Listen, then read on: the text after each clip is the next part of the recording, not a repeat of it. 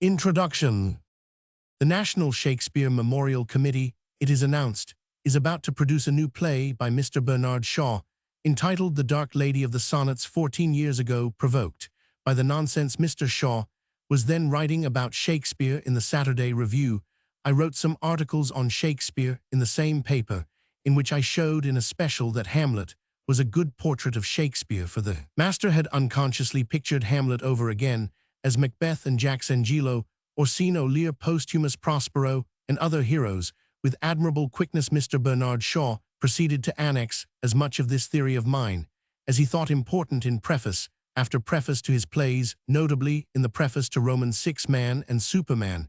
He took my discovery and used it as if it were his. For instance, he wrote, "He, Shakespeare, must be judged by those characters into which he puts what he knows of himself, his Hamlets and Macbeths, and Lears and Prosperos." And again, all Shakespeare's projections of the deepest humanity he knew have the same defect, and so forth, and so on. In the preface to 3 plays for Puritans, Mr. Shaw gave me a casual mention, just sufficient to afford him a fig leaf, so to speak, of covering, if the charge of plagiarism were brought against him. His Shakespeare's genuine critics, he wrote, from Ben Jonson to Mr. Frank Harris, have always kept as far on this side idolatry as Roman 1. 6 or 7 years ago, I wrote a play called Roman 7 Shakespeare and His Love, which was accepted by Mr. Beerbohm Tree.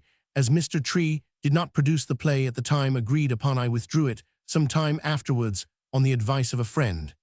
I sent it to the Vedren Barker management. They read it, but Mr. Barker, I was told, did not like the part of Shakespeare.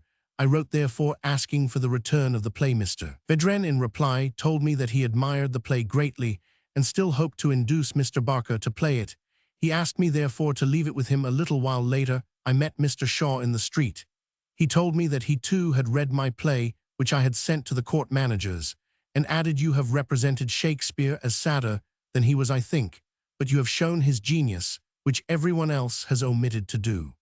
Last year I published a book entitled The Roman 8 Man Shakespeare, which was in essence an amplification of my articles in the Saturday Review. A considerable portion of this book had been in print 10 years. The work had a certain success in England and America. This year, I have published in the English Review a series of articles on the women of Shakespeare, which one of the first of living writers has declared marks an epoch in English criticism. Now Mr. Shaw has written a play on the subject, which I have been working on for these 15 years, and from what he has said thereon in The Observer, it looks as if he had annexed my theory bodily, so far as he can understand it, and the characters to boot, after talking about his play and Shakespeare's passion, and using words of mine again and again, as if they were his own. He acknowledges his indebtedness to me in this high-minded and generous way. Roman 9, the only English writer who has really grasped this part of Shakespeare's story, is Frank Harris, but Frank sympathizes with Shakespeare. It is like seeing Semele reduced to ashes and sympathizing with Jupiter. This is equivalent to saying that all the other parts of Shakespeare's story have been grasped by someone else, presumably by Mr. Shaw himself, and not by me. It is as if Mr. Cook had said the only American who really knows anything about polar exploration is Captain Peary, though he uses his knowledge quite stupidly. One can imagine that such testimony from such an authority would have been very grateful to Captain Peary. This precious utterance of Mr. Shaw shows further that in his version of the story, he is going to take the side of Mary Fitton against Shakespeare. He will therefore defend, or at least explain, her various marriages and her illegitimate children by different fathers, none of whom happen to be married to her. Mr. Shaw's sole contribution to our knowledge of Shakespeare is the coupling of him with Dickens, which is very much the same thing as if one tried to explain Titian by coupling him with Hogarth. This, in my opinion, is Mr. Shaw's only original observation on the subject, and its perfect originality I should be the last to deny. I have not yet read or seen Mr. Shaw's play. I only wish here to draw attention to the fact that he has already annexed a good deal of my work, and put it forth as his own, giving me only the most casual and grudging mention. From the larger acknowledgement in The Observer, I naturally infer that in this new play he has taken from me even more than he could hope to pass off as his own. All this in the England of today is looked upon as honorable and customary. If Mr. Shaw can annex my work, it only shows that he is stronger than I am or abler, and this fact in itself would be generally held to absolve and justify him vi victis is the noble English motto in such cases. But if it turns out in the long struggle that Mr. Shaw is only more successful for the moment than I am, if my books and writings on Shakespeare have come to stay, then I can safely leave the task of judging Mr. Shaw to the future. In any case, I can console myself. It amused me years ago to see Mr. Shaw using scraps of my garments to cover his nakedness. He now struts about wearing my livery unashamed. I am delighted that so little of it makes him a complete suit. My wardrobe is still growing in spite of his predatory instincts, and he is welcome to as much of it as I have cast off, and he can cut to fit. Roman 12, but is this the best that Mr. Shaw can do with his astonishing quickness and his admirable gift of lucid, vigorous speech? Will he who is not poor always be under our tables for the crumbs? Why should he not share the feast, or better, still make a feast of his own? Why does he not take himself in hand and crush the virtue out of himself and distill it into some noble draught? The quintessence of Shaw would be worth having. I can afford on this matter to be wholly frank and ingenuous, and admit that I am gratified by the ability of my first disciples. Any writer might be proud of having convinced men of original minds, like Mr. Arnold Bennett, Mr. Richard Middleton, and Mr. Bernard Shaw, of the truth of a theory so contrary to tradition as mine is, and so contemptuous of authority. Shakespeare himself would have been proud of such admirers. And if Mr. Bernard Shaw has done his best to share in the honor of the discovery, one must attribute his excess of zeal to the intensity of his admiration, and to the fact that he was perhaps even a little quicker than the others to appreciate the new view, or perhaps a little vainer even than most able men. In any case, Mr. Shaw's method of dealing with a new master must be contrasted with that of the professor, who also annexed as much as he could of my early articles, and coolly asserted that he had had my ideas 10 years before, leaving it to be inferred that he had concealed them carefully. After all, the chief thing is here is my play, and Mr. Shaw's will shortly make its appearance, and in time a true deliverance and judgment on the respective merits of them will be forthcoming. A few words about this play of mine may be allowed me. It suffers from an extraordinary and perhaps extravagant piety. I did not set out to write a great play on the subject. I wanted to give a dramatic picture of Shakespeare and his time, but above all a true picture. It seemed to me that no one had the right to treat the life story, the soul tragedy of a Shakespeare, as the mere stuff of a play within the limits of the truth. However, I did my best. The play, therefore, as a play, is full of faults. It is as loosely put together as one of Shakespeare's own history plays, and the worst fault of it is not poverty of plot and weakness of construction. It is also academic and literary in tone. Much of this is due to my love of the master. I have hardly put a word in Shakespeare's mouth which I could not justify out of his plays or sonnets. My excessive love of the man has been a hindrance to me as a playwright. I dare say, in fact, I am sure that it would be possible to write a great play on the subject and tell even more of the truth than I have here told, but that could only be done if one knew that the play would be played, and had leisure and encouragement to do one's best. The evil of our present civilization, from the artist's point of view, is that he is compelled by the conditions to give of his second best, and be thankful if even this is lucky enough to earn him a living way. My book on Shakespeare was many years in type before it found a publisher. My Shakespeare play was printed 6 years ago and has not yet been acted. Frank Harris, London, 15th November 1910.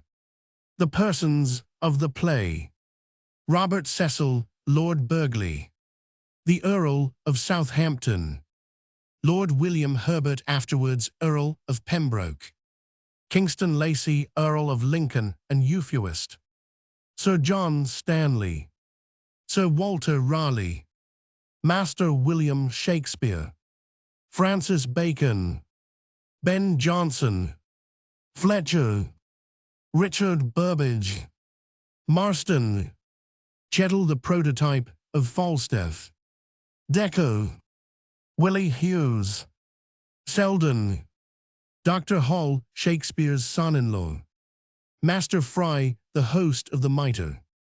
Queen Elizabeth. Lady Rutland, Sidney's sister. Lady Jane Roth. Lady Cynthia Darrell. Lady Joan Neville. Mistress Mary Fitton, Shakespeare's love. Violet Vernon. Quiney. Hall Shakespeare's daughters. Courtiers and servants. Shakespeare and His Love. Act I. Scenes Ivii, the stage of the Globe Theatre. Roman 8X, the antechamber at court. Act Roman 2. Scenes Ivii in the Mermaid. Ivii in the gardens of St. James Palace by moonlight. Act Roman 3. Scenes Eve in the Mitre Tavern. VVI, a room in Lord William Herbert's lodgings. Act Roman 4. Scenes Eve in the Mitre Tavern. VVI, the throne room at court. The Epilogue. Scenes EI, a bedchamber in Shakespeare's house at Stratford. Time. Acts I Roman 2, Roman 3, and Roman 4 take place in the summer of 1598, the epilogue in April 1616. Act I. Scene Roman 1, the tearing room behind the stage of the Globe Theatre, after a performance of The Merchant of Venice. As the curtain goes up, an attendant is discovered listening at door Roman 50. There is a noise to be heard as of persons leaving the theatre. As the door is thrown open, the attendant moves aside. The Earl of Southampton, Lord Lacy, Sir John Stanley Chapman Decker, Marston Fletcher, John Selden, and Burbage enter. Sir John Stanley. Flinging in what a foolish play, and what a spendthrift merchant. Chapman. Trivial, I found it trivial and silly. Lacy. With graceful gesture, most excellent in invention, liberal, in conceit the Jew, a gem, I say, a balas ruby, of rich Orient blood. 8 Deco. Pretty perhaps, but tedious as, a rival's praise, A. Chapman. Southampton. Our Master Burbage, you outdid yourself as Shylock, when you sharpened the knife, we all shivered. Burbage. I am much beholden to your lordship. Fletcher. To Lord Lacy, the scene between the lovers in the moonlight was not ill-conceived, that Lorenzo had something of Shakespeare in him. Lacy. And Jessica, the name's a perfume, a flower Jessica, of most rare depicture dear, to fancy responsive to a breath. Deco. Aside to Fletcher, has the gull any meaning? Selden. His words, Decker, are like his dress, too choice for ease, too rich for service, but he's of great place and friend to Essex. 9 Fletcher. To Southampton the end's weak, and the merchant too, much the saint. Deco. Saints are always tiresome, unless they're a martyred. Southampton. And detractors, unless they're a witty. Lacy. Reproachfully a cannonball, as a retort, fie, my lord Southampton, a little salve of soft disdain, obliterates the sting, and no one shoots at midges. Enter Shakespeare, who takes a seat apart. Southampton. Moving aside, with Lacy waves his hand, to Shakespeare, good. Sir John Stanley. Give me an English play, why can't we have a play, where we thrash the Spaniards, curse Venice, what's Venice to me, exit, accompanied by Marston and Decker Fletcher, and Chapman follow. Scene Roman 2 Chettle. To Shakespeare, did ye hear that? Shakespeare. No what? Chettle. The truth-willed truth in the mouth of a suckling, they all want an English play and Falstaff, without him, my lad, the spirits out of the sack all stale and flat. Shakespeare. Would you have onions with every dish, Chettle, even with the sweets? Chettle. In faith, tease, a seasoning and healthy Whedon provokes thirst, go to, but why can't you be gay, lad, gay as you used to be, and write us another comedy with Falstaff and his atomy pay? Shakespeare. Laughter and youth go together, Chettle, and I am too old for comedies. Chettle. It makes my flesh creep to hear you, but ill not be sad, ill not think of age, and the end, ill, not our lad you'll never be popular without Falstaff. Shakespeare. And why not? Chattel. Tays his wit, pleases the many. Shakespeare. Wit when wit buys popularity, honesty shall win fortune and constancy. Love the golden days are long past, I fear, turns from Chettle, who goes out taking Burbage and Selden with him. Scene Roman 3, Southampton. The play was excellent. Lacy. A carcanet of diverse colours of absolute favour. Southampton. But the playwrights are not your friends. Shakespeare. I have befriended most of them. Lacy. A double reason for repugnance, ingratitude, the point, envy, the barb. Southampton. To Shakespeare a fine play, Shakespeare, but you seem cast down, is all well with you in your home. Shakespeare. Thanks to you more than well, my father's debts, all paid, the best house in the village, bought for my mother. Southampton. Come then, throw off this melancholities, but a humour. Lacy. And let the wit play like lightning against the clouds, or better still exhort him, my lord, to seek a new love, tease love, that lifts to melody and song, and gives the birds their music. Southampton. You are often with Herbert, are you not? Shakespeare. Yes. Southampton. Don't build too much on him, you'll be deceived. Shakespeare. To me he's perfect in beauty, a paragon in wit, unfellow Roman 500 Southampton. I would not trust him, he's selfish. Lacy. Most insensitive hard. Shakespeare. Turns to Lacy, youth, my lord, we do not blame the unripe fruit for hardness, a few sunny days will mellow it, and turn the bitter to juicy sweet. Southampton. What a friend you are, Shakespeare, you find excuses for everyone. Lacy. But those who trust too much are like the wreath flowers frost-blighted. Southampton. Here comes Mistress Violet, well, take leave of you, I was telling Shakespeare, lady, how fair you are. Scene Roman 4, Violet. Curtsying, I thank you humbly, my lord. Exit Southampton, and Lacy, bowing low. Shakespeare. Smiling at last, Violet. Violet. Moving to him, and giving her mouth, am I so late, did I wrong to come? Shakespeare. No, no. Violet. There was such a crowd, I did not dare to come at first, and yet I could not stay away, I could not, I wanted to tell you how wonderful it all was. Shakespeare. I am glad it pleased you. Violet. Pleased me what poor cold words, the play was entrancing, but you were the merchant, were you not, and so sad, why are you always sad now? Shakespeare. I know not, as youth passes we see things as they are, and our high dreams of what might be become impossible. Violet. Never impossible, or we could not dream them. Shakespeare. I hoped so once, but now I doubt how golden fair you are. Violet. You are always kind, but it's not kindness I want, rather you were unkind and jealous, but you are never jealous, never unkind. Shakespeare. You'd rather I would jealous unkind. Violet. Much rather 'twould prove you care. Shakespeare. Why do you shiver? Violet. We women feel the winter before it comes like the birds. Shakespeare. Women, you sensitive child. Violet. Not a child. When I think of you I used to look at myself and imagine that some day a man would kiss me and play with me and make a toy of me, and I wondered whether I should like it, but I never dreamed that I would ever want to touch a man. But now I love to be near you, my king, how good it is to be with you, but the winter's coming shivers. Shakespeare. You must not think that, Violet, nor say it's your love breeds those fears. Violet. Pouting, why did you not put me in this play? Shakespeare.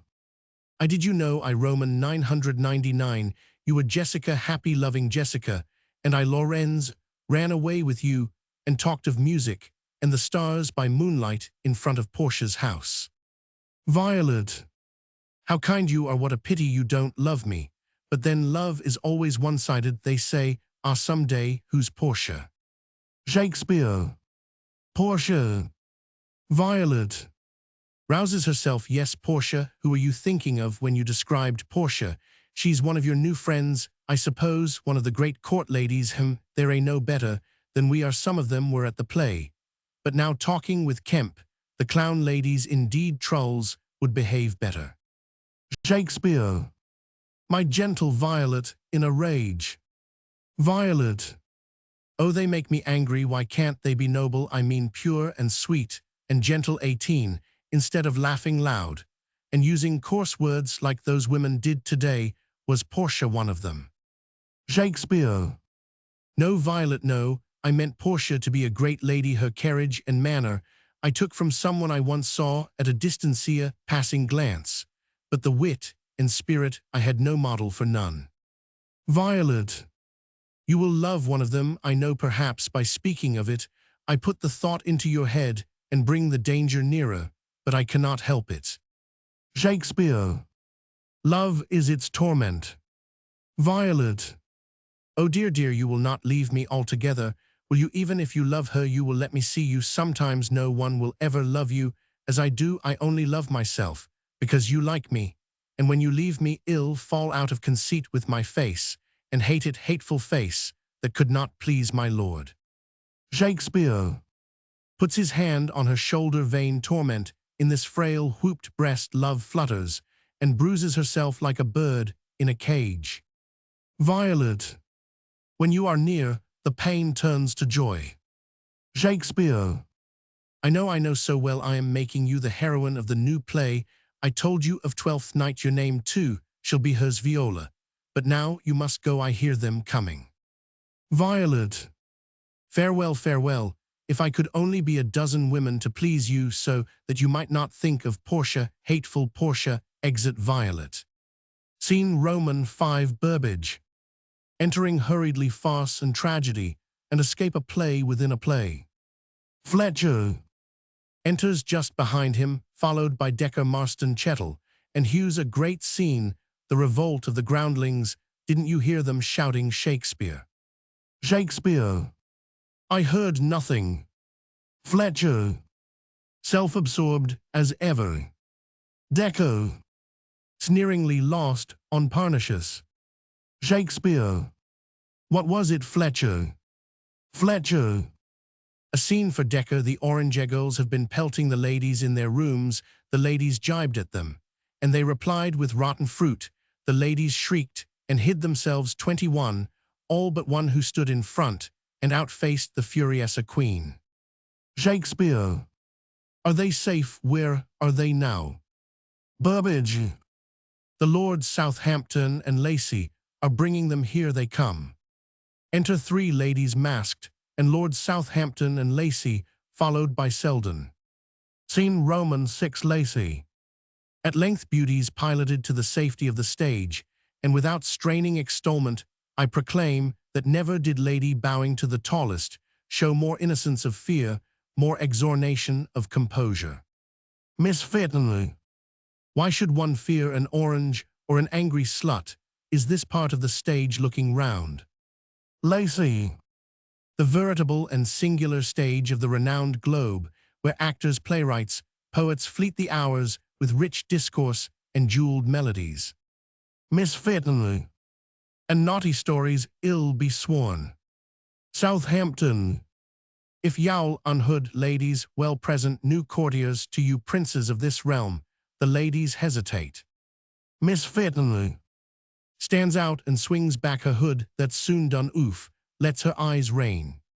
Lady Jane Roth. Tea's easy for you, Mary, but I am all in a twitter, and red like a cit's wife. Lady Rutland.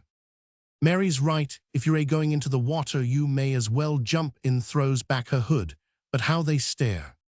Lacy. Pray, my lord, officiate. Southampton. As master o' ceremonies, then I make it known to all that Lady Rutland and Lady Jane Roth and Mistress Mary Fitton, the youngest and bravest of the Queen's maids of honor, are new come to the globe ladies. This is Master Burbage, who counterfeits kings with such nobility and lovers with such reverence, that ladies lend him their lips in either part. And this is gentle Shakespeare, the wittiest of poets, whose sugared verses make all in love with sweets. And this is Master Chettle, playwright, and Prince of Laughter. Here, too, is grave young Selden, and Masters Fletcher, Decker, Marston, the glories of our stage. Lacey. And now, gentlemen, with what most cunning art, or inviolate mystery, will you charm the visiting fair? Thrones their thrones, the ladies will sit. Miss Fitton. As they sit down, but where is Master Kemp? The clown, I want to see him dance, I swear. When he takes the floor in the coranto and mimics dignity, I could die of laughing. He, 24, did not come with us. Oh, what a lack we might have seen him jig. Lacey. Shall we seduce your ears with vocal harmonies, fair lady, or chant in the round to lute or viol? Southampton. Will you Shakespeare sing first? Shakespeare, as if speechless with a gesture of the hand, draws back, still gazing at Miss Fitton. Southampton turns to Miss Fitton. Shall it be a song of love or war? Miss Fitton. I prefer fighting or laughing to languishing. Lady Jane Roth. Affectedly, and I love women were made for love.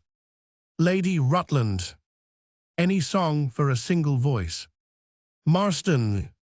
To Fletcher, a song. Fletcher. Fletcher. Most willingly here's a song, but young Hughes must sing it, or Selden my voice is rough. Young Hughes takes up the viol and sings. Chettle. After the first verse, and now ladies, what will ye drink, canary or sack? Lady Jane Roth. I'll take Charnico, I think the wine of Bordeaux, you know, tea's all the fashion now. Miss Fitton. I ought to have been born a man, and not a girl, for I like sack, it's strong and sweet. Lady Rutland waves off the wine. Chettle.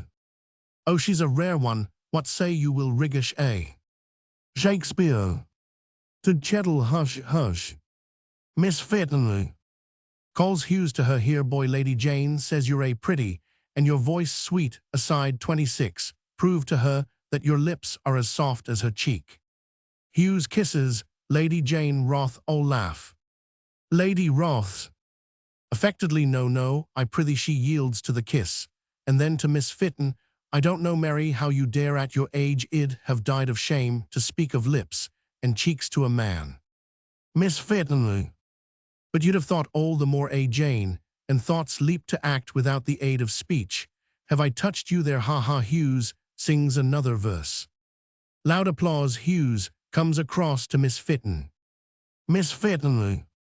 Be bold, boy, be bold always. If I had been a man, I'd have kissed every woman that took my fancy, maid or matron. Even when they don't love you, they're a proud of the tribute. Hughes bends suddenly and kisses her on the lips, disengaging herself. By my faith, an apt pupil rising.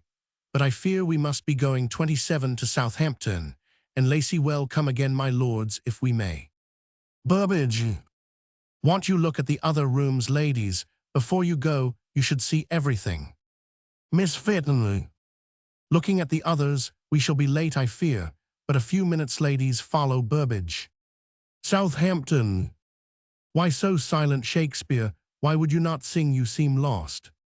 Shakespeare. Lost in finding Portia. Southampton. Portia, what do you mean? Do you come with us? Shakespeare. Shakes his head. No, no, ill wait here. Southampton and others exeunt after the ladies. Shakespeare alone. Scene Romans 7. Herbert comes in hastily. How was the end received? A success, I'm sure. Shakespeare. A Babel. Herbert, as usual, not enough clowning. Chettle says, and the general echo him. Herbert. The dull clods have no eyes for beauty, no ears for poetry. I had to go before the end. You forgive me. The play was splendid. One line, a miracle. How all the other passions fleet. To air putting his hand on Shakespeare's shoulder. But now I must be off to court to persuade the old harpy to order the performance of the Merry Wives. But you're not listening. Shakespeare. thinking you might do something else for me at court. Herbert. Anything at court, or in Hades' teas, only another name for the same place. Shakespeare. There was here, but now a maid of honor Mistress Mary Fitton, do you know her? Herbert. A maid of honor, here alone laughs. Shakespeare. No, Lady Rutland Sidney's sister, and Lady Jane Roth were with her. Herbert. She must be new, I don't know her, was she dark, or fair, tall or short? Shakespeare. Eye to eye with me, dark as night, and as night mysterious wonderful. Herbert. This at first sight, but what can I do? Shakespeare. Speak for me to her, say what you can, that motley is not my proper, where that I am not all an actor lost to shame and dignity, that but you will find 1,000 better words, had I to plead for you in such a cause, the unsentient and inconstant air should ache for love of you. Herbert. I'll do my best, had Southampton any news. Shakespeare. That Raleigh still inflames the Queen against the Irish. Herbert. Well, make short work of him, he's staled with use, the Queen laughs at him, I want her to hear your play, and to give you a place with the Lord Chamberlain, as Master of the Revels Judge, accredited of plays and players, leave it to me, my friend, I'll kiss her lips and praise her legs, till she does all we want, our star is climbing you up. Shakespeare. Your old loving thought for Mebut who climbs should go light, and not be burdened with another's weight. Herbert. You're easily carried, I'll bring you tidings later, if I encounter with your gypsy, ha farewell, turns at the door and comes back, but why should you not plead your own cause? Shakespeare. How where this stage is far from court. Herbert. That's nothing, desire will bridge the broadest river, there's to be a masque at court tomorrow afternoon, come then, and meet your fare. Shakespeare. Without writer command. Herbert.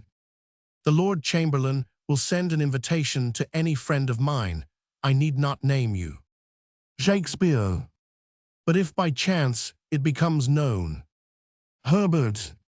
'Twill not be known, half the guests will be masked, some of the girls I hear will be dressed as pages foresters, I know not what you will not be noted now, I must be gone, farewell masker, may you have merry hours, exit Herbert.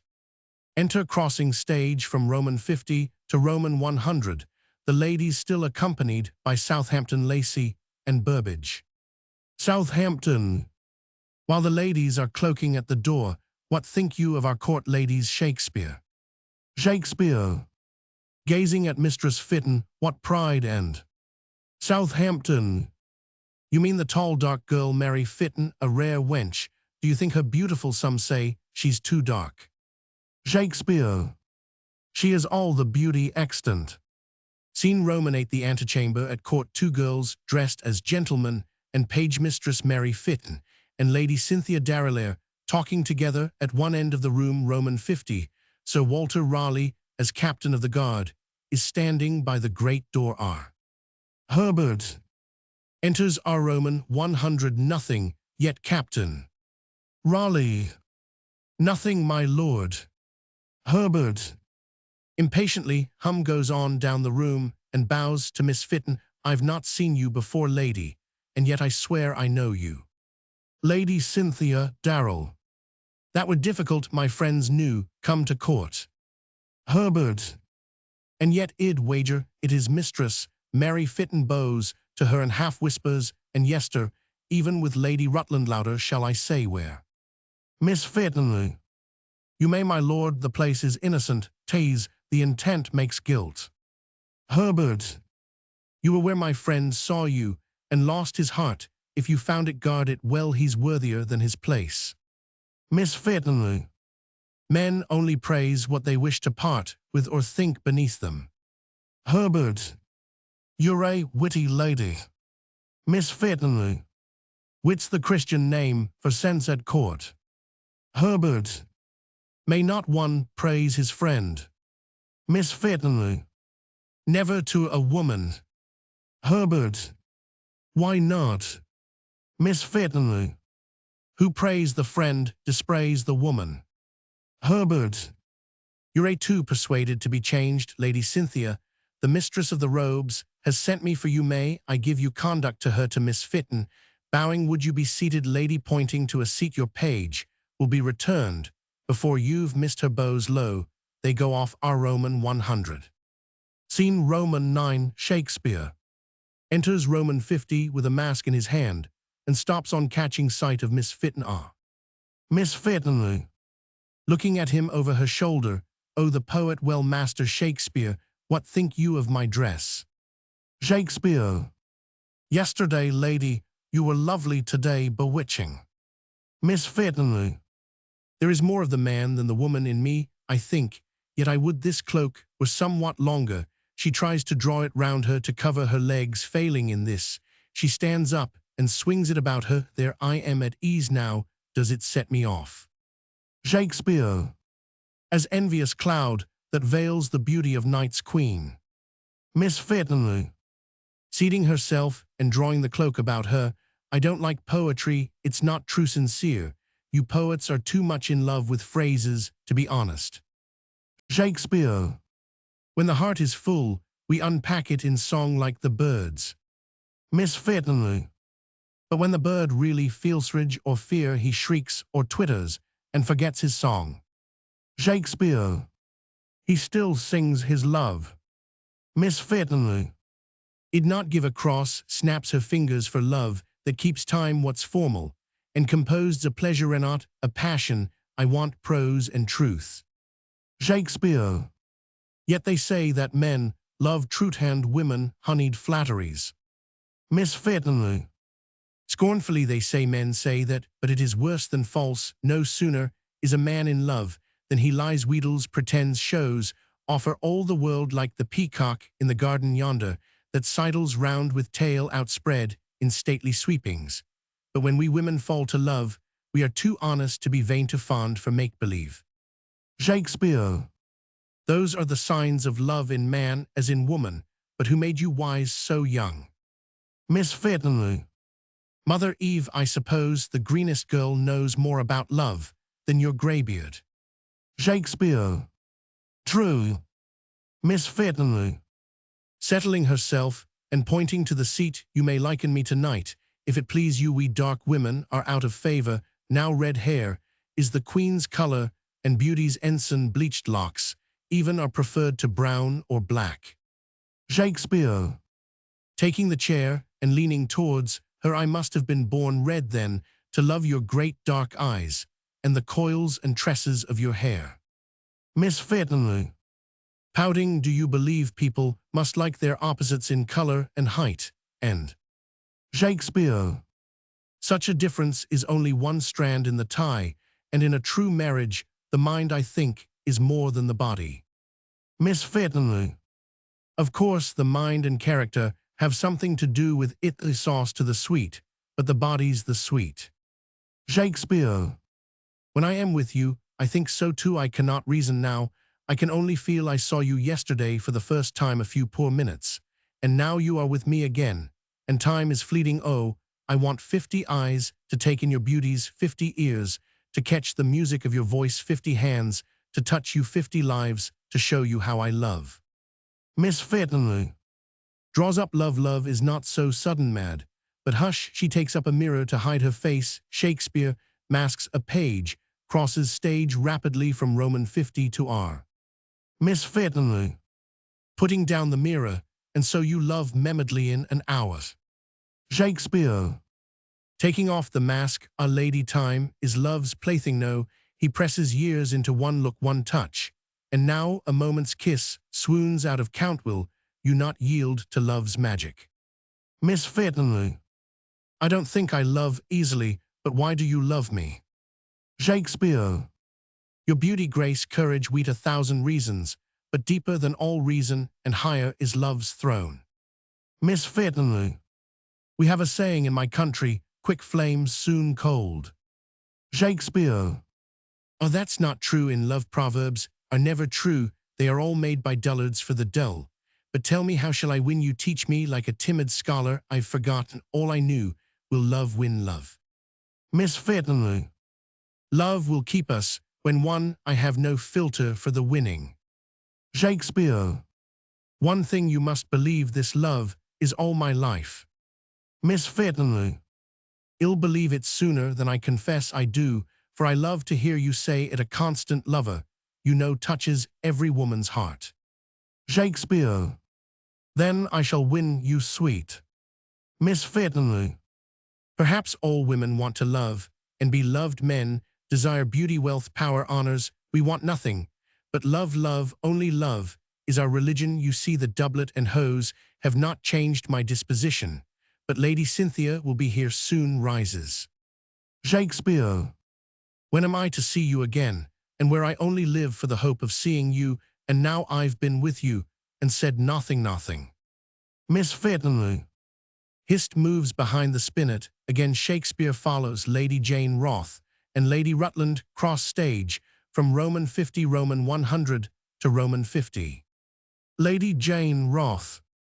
O Lord Herbert is wonderful. As he came 42 from the Queen, he met me at the door of the antechamber. I stopped to let him pass. He drew me to him and kissed me on the lips. I could not help it. Do you think he means anything? Lady Rutland. Not he, Herbert, he means you are a girl, and pretty take care, Jane. Broken hearts come from such kissings. Lady Jane Roth. But why should he want to kiss me if he does not love me? Lady Rutland. Men love to kiss, dear, and we kiss because we love. That's the difference. Lady Jane Roth. I wish I were a man, for I love the kiss too. Lady Rutland. Hush, dear, hush. You must not say that. If you were overheard. Glances round nervously. They go off. Roman 50. Miss Fairtonley. The silly women to Shakespeare. But why do you love so madly? 'Tis not wise. Shakespeare. Wisdom and love, sweet, are sworn enemies. Miss Fairtonley. Rising, I have many faults. If you knew them all, you might not love me. Shakespeare. Faults, you have no faults. Miss Fairtonley. Gravely, I am too tall, and I look 25, though I am only 17. Then my nose is not quite straight, though, you see. Holds up her face. Besides, I am very proud, and hot and vain. No, I am not vain ever. Shakespeare. Delightful wretch, puts his hands on her shoulders, now girlish gay, and now so witty wise, but always adorable. Miss Fairtonley. Holding his hands away by the wrists. I am 44, very proud, you know, and want the truth always. I'd never forgive you if you deceived me. Shakespeare. Who could deceive you? Give me your love, and ill be true as hand to heart. She puts her hand on his shoulder. He lays his hand on her outstretched arm, and gazes in her eyes. Your beauty comes upon my soul like music, ravishing the sense. How I adore you, kneels, you make me humble. I seem a thing of naught, and you a queen divine. She stoops and kisses his forehead in a sort of exaltation. He cries, now life begins anew. For me this hour is consecrate. Miss Fairtonley. Putting her finger to her lips and glancing at the canopy. You must go, and so must Roman 1. Hush, farewell. Goes off. Roman 50 Roman 100. Shakespeare looks after her, takes a step as if to follow her, and then goes off hurriedly. Roman 50. Scene Roman 10. Herbert enters. Our walks to Raleigh. Was my name taken to the Queen, Captain? Raleigh. Very courteously. Yes, my lord, some time since, when first you entered. Herbert. An hour agone, surely. Raleigh. Laughing, not half, my lord. Time lags when we wait. Herbert. Time is for slaves, an hour for this, an hour for that. Cursed time, a slut that lends herself to every basest use, throws himself into a seat, insolently. What was the answer? Raleigh. Answer, my lord. Herbert. Insolently, yes, when my name went in. Raleigh. There was no answer. Long pause, while Herbert beats his leg with his glove. Herbert. Rising, prithee send in again, Captain, to say I wait. I've ridden fast to be in time, and now am chilled. Raleigh. The Queen's in council, my lord, with Lord Burghley, and the Spanish ambassador. I dare not interrupt her. Herbert. Dare is for a servant, not for a Raleigh. Raleigh. A Raleigh is proud to serve his queen. Herbert. A very proper spirit in him, but prithee send in my name again, I like not waiting. Raleigh. I pray you not to ask that. Herbert. Rising, but I do ask it, man, I do. I am sick of waiting on me, be all the blame ill bear you out in it. Raleigh. I am on duty here, my lord, and may not yield my office to another. Herbert. Going to him, don't lessen me, but do your office. Raleigh. You may be sure I shall. Herbert. Making as if to push past him, then remove, or go in. Raleigh. Bars the way. I am here to protect the Queen's privacy, not to annoy her. Herbert. Servants should obey, not talk. Raleigh. To be pert is a boy's privilege. Herbert. Damn your privilege, strikes him. Raleigh's sword flashes out. Herbert draws too. At this moment, the door opens and discovers the Queen. Queen Elizabeth. Fighting here, Raleigh bows composedly and steps back. Herbert flings his sword on the ground and throws himself on one knee before her. Herbert. What better thing on earth to fight for than a sight of you, my queen? Queen lifts him smiling as the curtain falls. Act Roman 2. Scene Roman 1. At the Mermaid, Ben Jonson is standing at the end of the room. Roman 50. Fletcher and Lord Lacy near him. Marston and Decker are with Chapman. In the middle, Chettle is seated, R facing Jonson. Shakespeare enters behind Chettle. Door R. Jonson. Stretching, it's good to be free to feast, and not feed like a dog. Free, that prison was killing me. Calling out as Shakespeare enters. Ho, Will, here's your chair yawning till you come. Chettle. Here's one with jaws as thirsty-wide, my lad, and dry to boot. Will you fill em? Shakespeare. Passing Chettle with a smile. The stranger first. Chettle. Then the drink. I've not seen Ben for months, and months. Goes to Jonson and takes both his hands. Ben Jonson. Pushing a chair towards Shakespeare.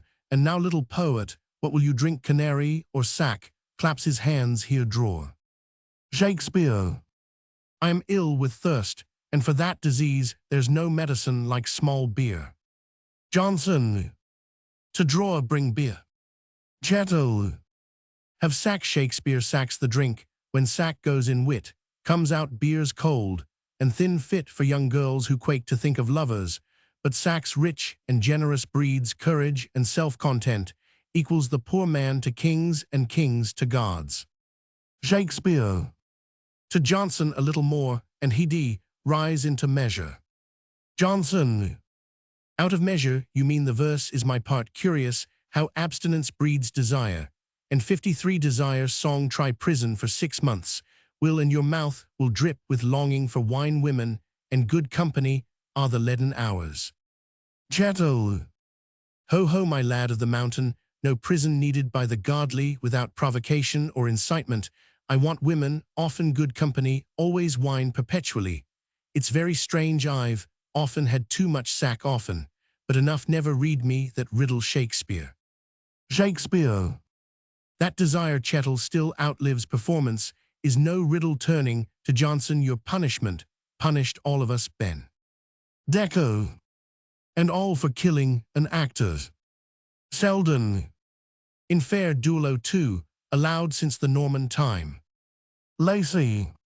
With gestures, was it a punto, Ben, or a 54 reverse, an imbricato or a montanto that reached the throne of life? Decker. Half maliciously, or did a mere downright passada thrust poor Spencer from the stage? Jonson. Menacingly, 'twas a cudgel downright, used on Bobadil, don't forget that cobbler. Decker. 'Tis as good a trade as bricklaying, and gives more time for thought. Marston. Was it a Toledo, Ben, or a long Fleming, gave the mortal wound? Jonson rises, crying, you dog. Lord Lacy on one side, and Shakespeare on the other, hold him back, and constrain him to sit. Lacy. Amity, friends, amity. Shakespeare. Every man in his humour Ben, who should know that better than you. Johnson sits again, grumbling the curs who bark and run. Lacey, let's have a hand up, friends, to cool the embers of strife. Chettle, 1 cup of sack Shakespeare to chase your melancholy and start your wit. Shakespeare, not one sweet wine on bitter beer would make me. Chettle turns to Johnson. So you became a Catholic in prison, Ben. Was it the loneliness or fasting? Johnson, loneliness perhaps. In solitude one listens to the heart. Marston interrupting. That's weak, Johnson. Childish weak. Solitude breeds religion, as the dark breeds devils out of fear. Deco, religion's a trade to the priest, an intrigue to women, to men, a laughing stock.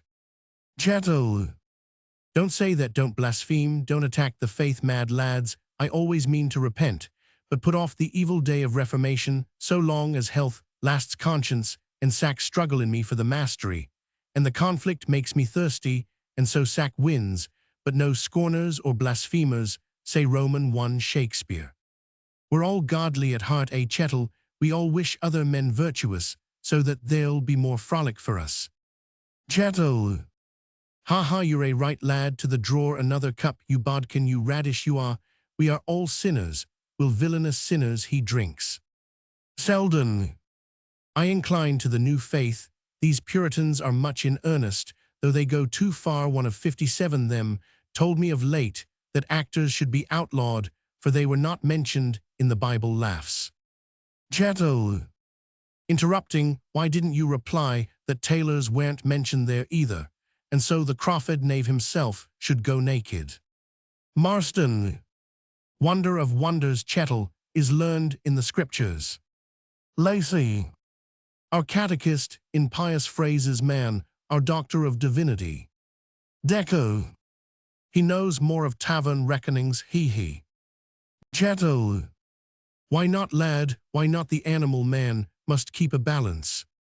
Selden, religion is like the fashion. One man wears his doublet slashed, another laced, another plain, but every man has a doublet and a religion.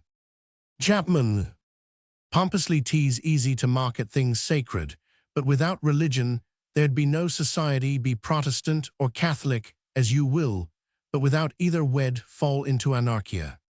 Johnson, I don't know, what do you say? Shakespeare. Shakespeare, if all our rushlights went out the sun would still be shining. Lacey, oh Shakespeare, what a blessed union of wit and poetry, like virtue and beauty in a maid or a Toledo blade hafted to one chrysolite. Chettle, I have a story, Ben, my bully boy, that you've not heard yet, a story of Will Shakespeare. Dick Burbage knows it, ha ha. Marston, if new, let's hear it. Deco, if old, it's better than Chapman's mouthing. Chettle, the pretty mercer's wife, who often has a room to see the play, made a meeting with King Richard Roman III. Dick Burbage, they're quiet, Will overheard the appointment, and after the play followed the lady. Poor Dick, having to change his robes, came late, and knocked. Who's there? Asked Will from the inside. Richard Roman III, whispered Dick. Ah, quoth Will, Richard Roman III comes after William the Conqueror, ho ho ho. Selden, so the sportive blood of youth beflects the dignity of manhood. Deco, 'tis too pat to be true. Fletcher, we poets are all given to Venus. Chapman, how true that Venus story is, and how beautiful. 60, we shall never equal the Greeks, never, they were our masters in everything. Chettle, masters indeed. Here's Shakespeare would put down any of them in anything. Johnson, I'm not sure of that. Chettle, the Agamemnon's a great play. Chettle, but what say you to Henry Roman IV? That's the play for me. I warrant the Greeks had nothing like Falstaff. What I say? Shakespeare, stand for your own, my boy. Johnson, he lacks the language, the window through which the Greeks must be studied. Chettle, it's wit, man, ye want not knowledge. Come, we'll put the Briton above the Greek, ill tar you on. Shakespeare, I think the Greeks are overpraised. Fancy 61, making love an inferior goddess, born of salt water, ho-ho laughs, chettle loves, born of summer air and light flowers, are her footprints, and the stars sing to her coming. Venus, not Jupiter, reigns in heaven and earth. Johnson. Interrupting good old Noel Good, but let's have a toast, or you'll talk us all to death. Here's to the averse-acrid memory of our great queen, who lets players and playwrights live in spite of Puritans and preachers. Fletcher. To the Virgin who beat the Spaniards and made Britain mistress of the seas. Deco. In the same way, the dog made the dinner, for he looked on while men feasted. Selden. Hush, hush, no disloyalty. Chettle. Puts down the empty pot, ill drink to no virgin, my roaring boys, not even in name. 62 obstructions, twin brother to destruction, ill, none of it. Long live life. Here's to the Queen's great father Henry Roman 8. There's a man for you, could eat like a man, and drink like a man, and love like a man. He was a king, if you like. Here's to his memory. Johnson. You can have him all to yourself, Chettle, your many-wived hero. Chettle. Tut man, he was the 8th Harry, and had a right to 8 wives, tease the scripture drinks. Deco. Chettle's drunk. Shakespeare. Chettle's right. Here's to the memory of Henry Roman 8, who gave wine to the laity and women to the clergy. All drink. Laughing messenger enters and speaks to Johnson, who rises hastily. Johnson. Here's my friend Francis Bacon come to see us. Chettle. Bring him in, lad. Shakespeare. Here'll exit Johnson, teach him what he can't find in law books. Johnson meets Bacon at the door. Scene Roman 2. Bacon. To Johnson, with hand outstretched, hearing of your discharge, I hasten to find you and share your joy, though alack, I was too weak to obtain your release. Johnson. That's kind of you. Let me present my friends.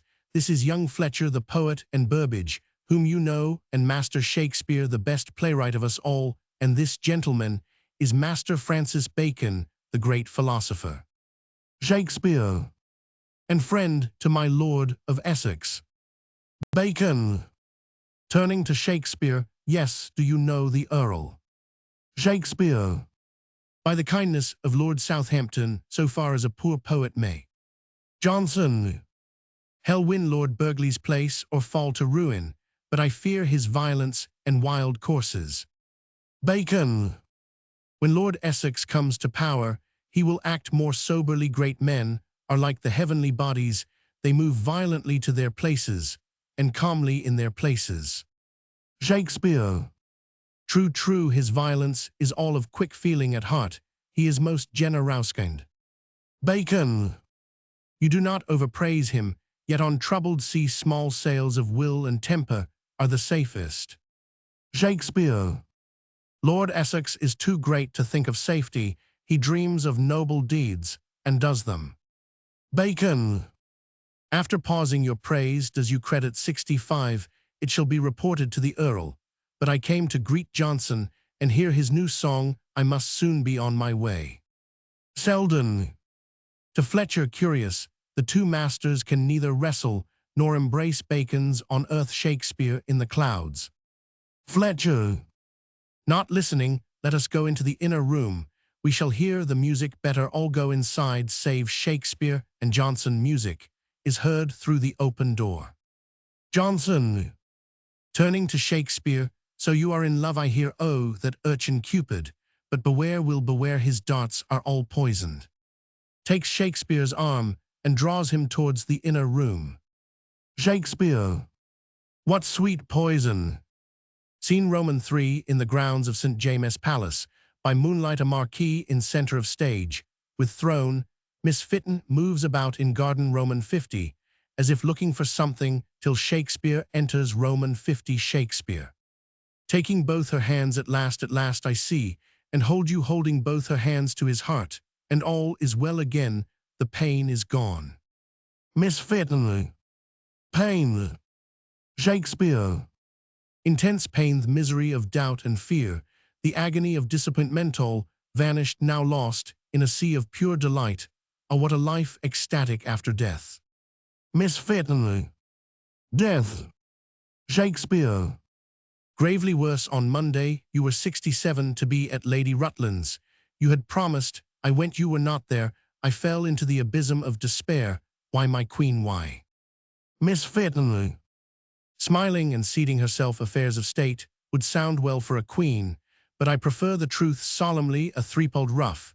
The newest thing in neckgear made me forget your coming. You see, your queen is very woman. He kisses her hand, and she pushes his head up gently, one of Eve's unnumbered daughters. Shakespeare. Kneeling, the wittiest of all, the most adored, the fairest, your hand lifting it in his, is warm ivory so firm and smooth, looks up at her, the eyes, like wells o'erhung with shadow, and, oh, the rubious lips, puts up his hand, and draws down her head, she bends, and kisses him, then rises. Miss Fantasia. You must rise, we might be seen, we have only half an hour, be careful, someone might come. Shakespeare. Rising, what a fate is mine, I see you, but for a moment, and then lose you, it is a week since we met, and now, I may not kiss you, I long for you night and day, my flesh aches for you, I am parched with fever, and may not quench my thirst. Miss Fantasia. Those high fevers have no long continuance, I prefer enduring affection, tenderness. Shakespeare. Still the fever, and you will find the tenderness. Each time I meet you, I have to win you anew, and that exasperates desire. But give yourself freely to me, and I will love you better than you love yourself. Miss Fantasia. Violent desire soon burns itself out. Shakespeare.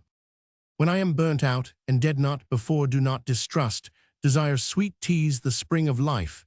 The wing that lifts the clay takes her in his arms and kisses her, she draws herself free.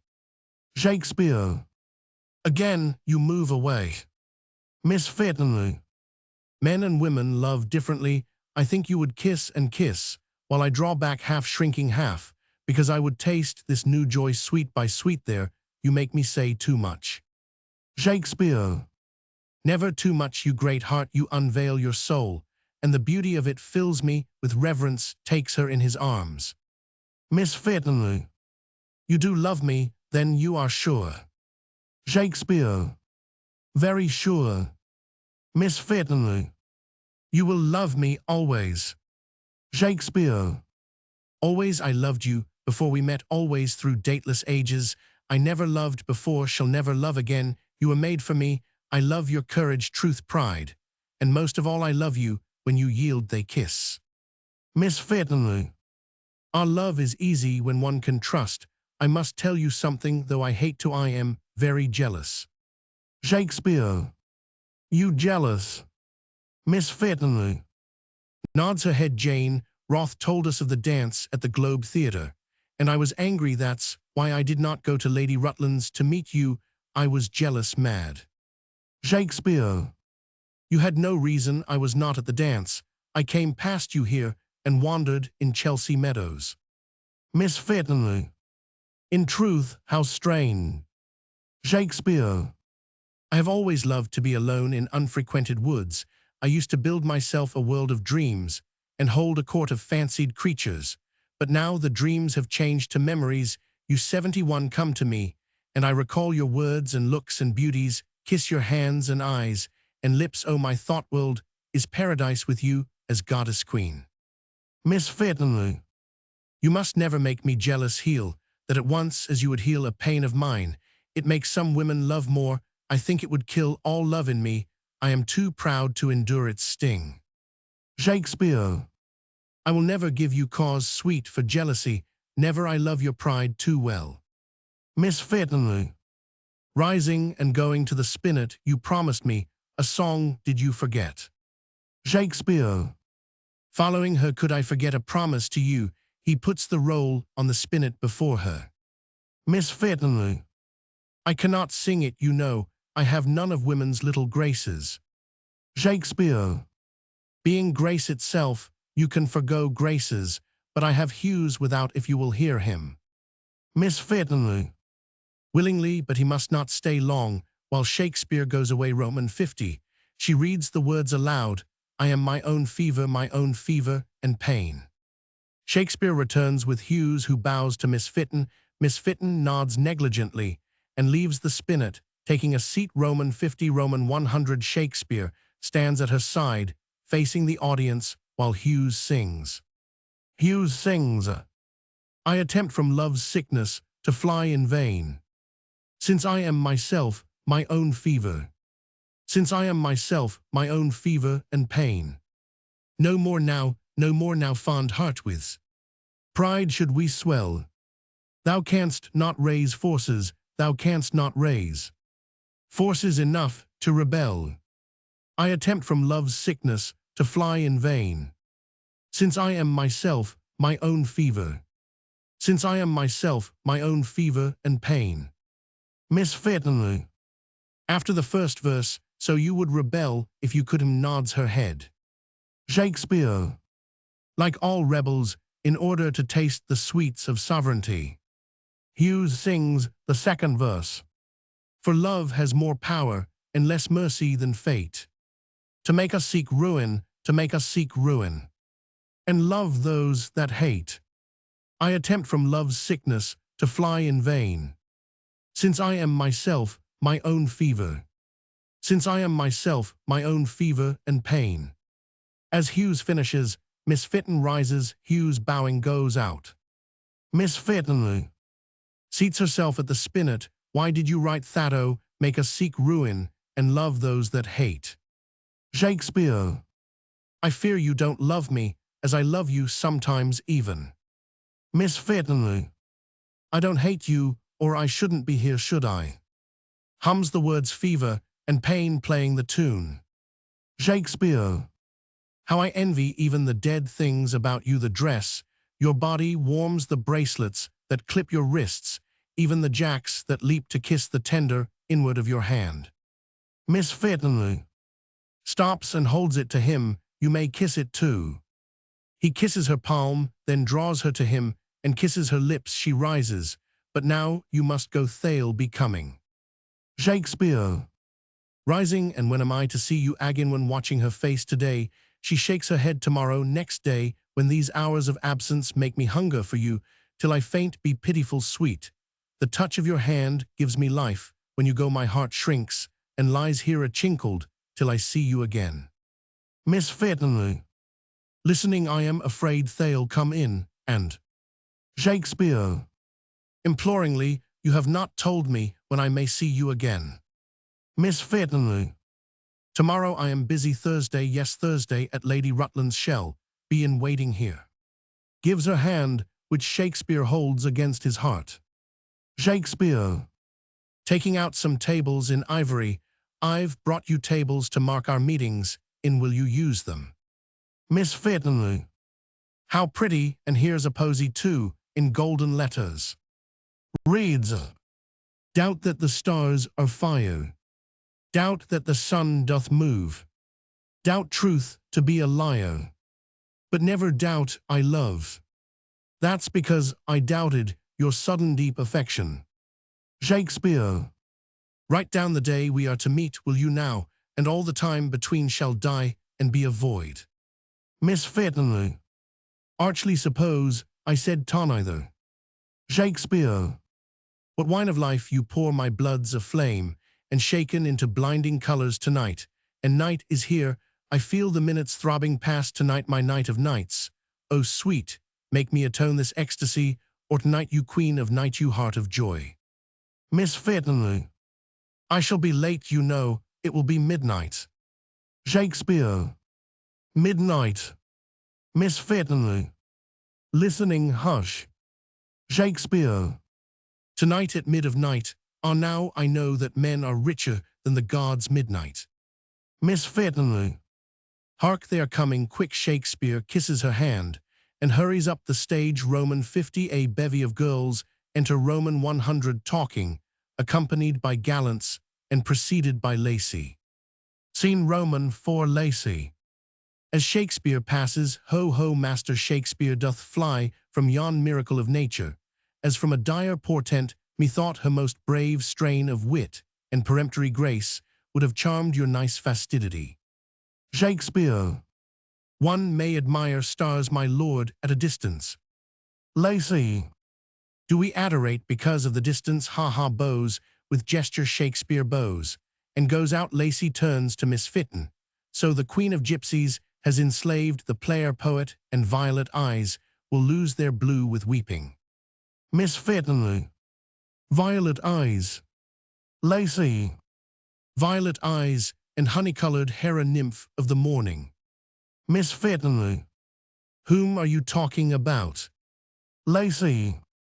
Is it a secret the dark lady then has her rival in the fair maid, and courage and wit on the one side, contend with downcast eyes and shrinking modesty on the other? Miss Fitton. Do you jest, or am I to believe you? Who is she, lady?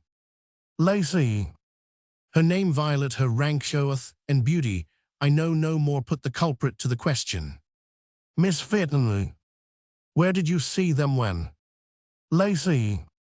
At the playhouse, one afternoon. Miss Fitton. Ha ha, now if I had believed a man's oaths, how I should hate myself. But thank heaven I was not befooled by his vows and protestations. The player may go to his trull, some orange-eggle, I suppose, and brag. But thank God, I am not his dupe. Violet indeed laughs. Lacy. Do not be hasty rash, I know nothing. She may be but his friend and genteelly propagated. I only saw them together once. Miss Fitton.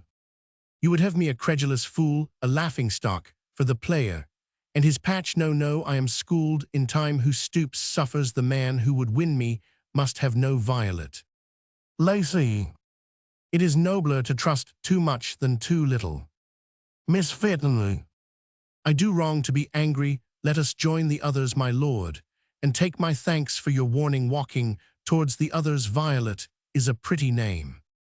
Scene Roman 5. Herbert enters. The ladies flock together and giggle. He goes to them. Well, Lady Cynthia, what's the story?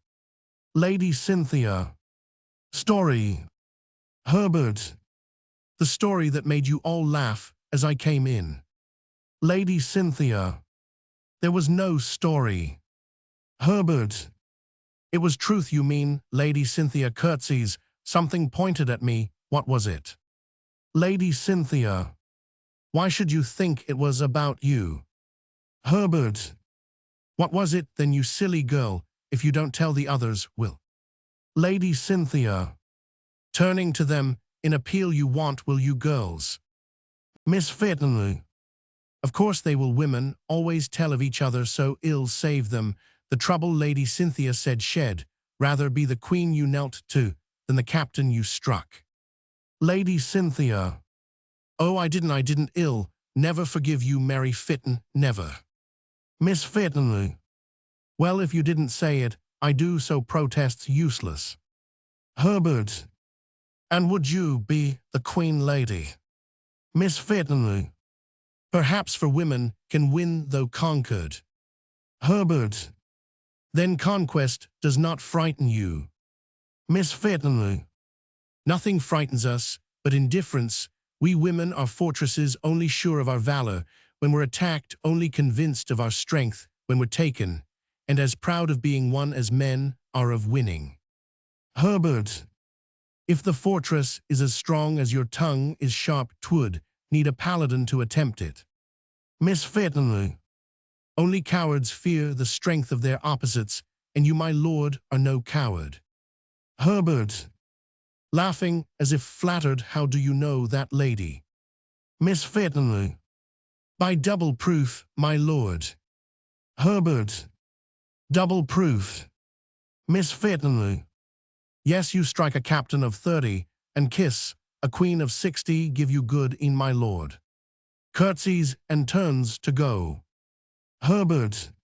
You shan't escape like that. Catches her by the waist. You must pay for your impertinence. Come, give me your lips, beauty. Miss Fitton. Holding her head away, that were to turn play into earnest. Herbert. So much the better, their eyes meet. I can be earnest too. He kisses her, she draws away. Lacy. If I intrude, I flex the knee. I am sage green with jealousy, or shall I scent the lambent air with flowered gratulation? Herbert. Irritably, I wish you'd talk naturally like a man, and not like a popinjay. Lacey. In verity, I belong to the brutish bearded sex, as you may prove, my lord, when the occasion pleases you bows to Herbert, but naturally offends my sense, tease a gross and vulgar birth. Prithee, my lord, do you dress 84 naturally, or eat naturally, or house naturally? And if to be natural in all these is savage vile, why should a man talk naturally like a lewd barbarian? Herbert. I mean, why be singular, in speech fanciful peculiar? Lacey. The first man who made a girdle of skins instead of the fig leaf was so admonished, and with equal consistency, why wear a slashed doublet, my lord, most fanciful peculiar? Herbert. It becomes my place. Lacey. And so my speech is more ornate than peasants use. Herbert.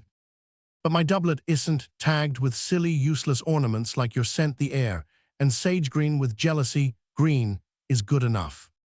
Lacey. Green means nothing, but sage green paints the bilious tinge of soured vanity, still a dispute about the shade, concedes the principle. Herbert. No, I think the common speech better stronger. Lacey. No, 10,000 negatives. I abhor your common fustian speech. Words like coins grow lighter in the using, so I mint a new word to charm the ear as a jeweler sets a gem to catch the eye, turning to Miss Fitton. But I've tired you, most divine fair, with peevish argument. Instead of pleasing with example, I entreat forgiveness. Am carmined with confusion. A bevy of girls come up the first. Cries we are allowed to dance the second. How shall we begin with the galliard or the coranto? They speak chiefly to Lord Herbert and Mistress Fitton, because Lord Lacy is staring at one of their number, Lady Joan. Neville Lacy turning again to Herbert, what heavenly pulchritude, casting light not shadow upon earth, who is the wonder nymph or angel? My eyes are blinded by her celestial radiance. Herbert. Stepping forward, Lady Joan, let me present Lord Lacy here, who professes himself your admirer. Lacy. Bowing to the ground, admirer, with a reproachful glance at Herbert, worshipper of your most angelic loveliness. Lady, my senses are all your slaves. Lady Joan. I free them at once, my lord, I would not slavish service. Lacy. O voice most tuneful, and beyond music harmonious. Lady Joan. Praise, my lord, should keep a measure, sweets are quick to surfeit. Lacy. Lady, if I cannot win your favor, I am like to die of grief. Lady Joan. Live, my lord, live, and now, if it please you, let 87 us join the dancers. They turn off together, the dancing goes on, with directions changing the galliard to the courant. Miss Fitton. Looking after Lacy, a curious jay. Herbert. A soldier, scholar, traveler, all masked with this extravagance. Miss Fitton. Lady Joan may cure his distemper. Herbert. Perhaps, but why did you refuse my kiss? Am I so hateful to you?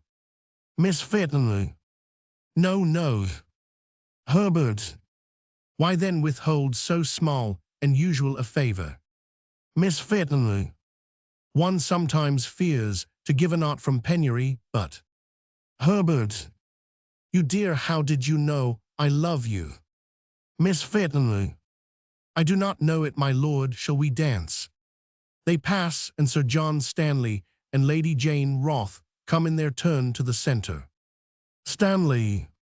What do you women see in him? He's impudent, but good-looking boys are always impudent.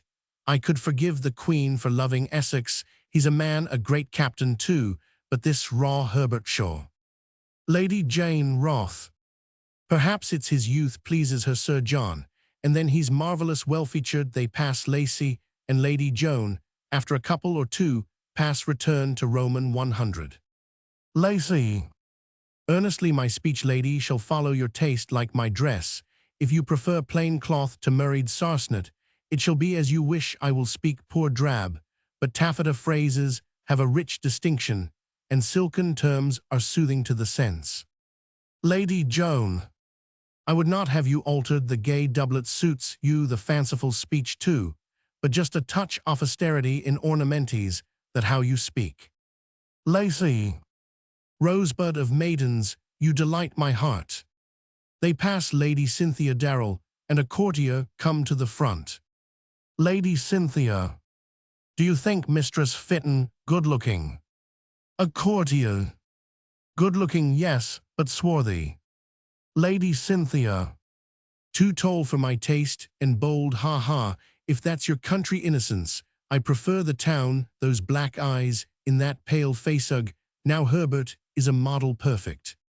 A courtier, he's very well, and he knows it. They pass slowly. Lord Herbert and Miss Fitton return. The mistress of ceremonies orders the cushion, dance the pages, arrange the cushions. Miss Fitton, I know you don't too well, I know it. Herbert, I swear I do, put me to the proof. Miss Fitton, what's the good? Herbert, all the good, y'all have the proof, and be convinced, and yield, try me. Miss Fitton, they dance at the end of the bar. Herbert kneels on a cushion. How easy it is to gull oneself when one wishes to. If the Queen entered now, my lord, you'd be at her feet in an instant. Herbert, not Roman one, not if you promise to come to me. Will you? Miss Fitton kisses his forehead. Miss Fitton, do you mean you would stay by me, even if she called you? Herbert, even if she called, if you promise. Miss Fitton, you would not dare. Herbert, dare indeed, wouldn't I? They dance round, and when their turn comes to kiss, Miss Fitton gives her lips. Immediately afterwards, the doors are thrown open, and the Queen announced. Some servants enter backwards. Then the Queen moves to throne. Roman 100. The dancers stop, all bow and curtsy. Scene Roman 6. The Queen. Let the dance go on. The Queen looks round. Herbert and Miss Fitton are standing. Roman 50. Roman 100. The Queen calls Lord Herbert. Herbert goes on talking to Miss Fitton as if he did not hear. Miss Fitton, in a loud whisper, go. The Queen calls, go. Lord Herbert to Miss Fitton, but will you promise? The Queen. Lord Herbert. Miss Fitton, go. Ill forgive you, go. Herbert, but will you promise? The Queen. Turning to a servant, send Lord Herbert to me. Miss Fitton, as the servant nears the couple, yes, I promise. Time go. Herbert, bowing low to Miss Fitton, swings round, walks to the Queen, and puts one knee to the ground. The Queen. Angrily, you forget your manners, my lord, and your duty. Herbert. Smiling, manners, mom, and duty are worthless, frozen words. My allegiance to you is an irresistible passion, as you know, the desire of the moth for the light. The Queen. Methinks the moth is quite content with blackness here, with a glance at Miss Fitton. Herbert. The eyes that suffer through excess of radiance close of themselves to rest. The Queen. As if pacified or negligent, you may dance, my lord, amid the astonished silence and observation of all. Herbert bows and draws backward towards Miss Fitton. Go on with the dance, the coranto, not that kissing thing. The pages remove the cushions. Lady Jane Roth. To Sir John Stanley, she hates to see others kissing. Stanley. That's morality. The talk breaks out again, and the dance goes on. In a moment or so, Herbert is at Miss Fitton's side, and they dance round. The Queen. As they pass calls Lord Herbert, he dances on, as if he didn't hear. The Queen descends from 94 her throne, and takes him by the ear. Are you deaf? Tonight I will dance with you. Lord Herbert bows, smiling, and they dance a measure or two. The Queen holds up her dress very high, and marks each step elaborately in bygone fashion. When they come to Roman 100. Herbert. I knew I'd win you. The Queen. Win me. Herbert. And now I have succeeded. The Queen. What do you mean? Herbert. Jealousy is the best proof of love. The Queen. You saucy boy. They dance to the entrance. He holds the cloth. and the queen passes through. As the cloth falls, Herbert turns and hastens back to Miss Fitton, who moves to meet him. The others are dispersing. The servants begin to dismantle the tent. Herbert, did I keep my word? Miss Fitton, how bold you are. Herbert, and how beautiful, remember you promised. Miss Fitton hesitates, then looking at him nods, as if reflecting, I did promise. Herbert, come then. Miss Fitton, oh no, not tonight, I could not, it is so late, I said sometime. Herbert, you are too proud to cheat, I have your word, come, it'll soon be midnight. Miss Fitton, midnight. Herbert, yes, midnight, what of that? Miss Fitton, nothing. Herbert, come then, you are not afraid of the dark with me. While speaking, he puts his arm round her, kisses her, and draws her towards entrance. Roman 100. There he takes cloaks, wraps her in one, and puts the other on. They go. The stage darkens. A servant comes in, takes up something, and goes away. The stage darkens. Stars appear. Midnight sounds from some neighboring clock. On the first stroke, Shakespeare enters from Roman 50, moves to trysting place, and waits. No one comes. In the distance, faintly, he hears his own song growing clearer, as if the singer were passing by. I am my own fever, and pain. He moves about restlessly while the song dies away. Act Roman 3. Scene Roman 1, in the Mitre Tavern. Host, wiping the table, I can trust no more, I am a poor man, Master Chettle. Chettle, aside, poor in flesh and poorer in spirit, aloud, go to man, I don't ask you for trust, from now on the drink of the day shall be paid in the day, what can you want more? Host, aye, that were good enough if. Chettle, oh, you're if a scurvy coward, a water drinker, dripping with doubts, no host for a generous tavern. Hark, ye don't send in the reckoning before the meal, but an hour after. Make the hour 3, and ye shall have your money. Send me the drawer man, and before night ye shall be paid. Was ever such an unbelieving sinner? Host, sinner I may be, Master Chettle, but unbelieving no, I have trusted you these 10 years, Master Chettle, and the reckoning grows, every year it grows, that's not want of faith, Master Chettle. Chettle, ha, ye have me there, quick wits, Master Fry, and the riposto tickles there, I am glad it's settled. Send me the drawer, and you shall have your money tonight. I never could haggle with a man of mind, and I bring you custom, man, more custom than any dozen, and such custom, the wits of London, the heads o' the world. Host, aye, but. Chettle, there, it's settled. Honest men have but one word. I know you, good Master Fry, but hard like this new religion, hard. There, we are old friends. Send the drawer, he knows my ways, and quickly this tongue fence hath made me dry. Here come my friends, a goodly company, and all thirsty. Dispatch, man, 101, dispatch. Exit. Host Johnson and Burbage enter together. Fletcher, Decker, Marston follow. The drawer brings back Chettle his sack.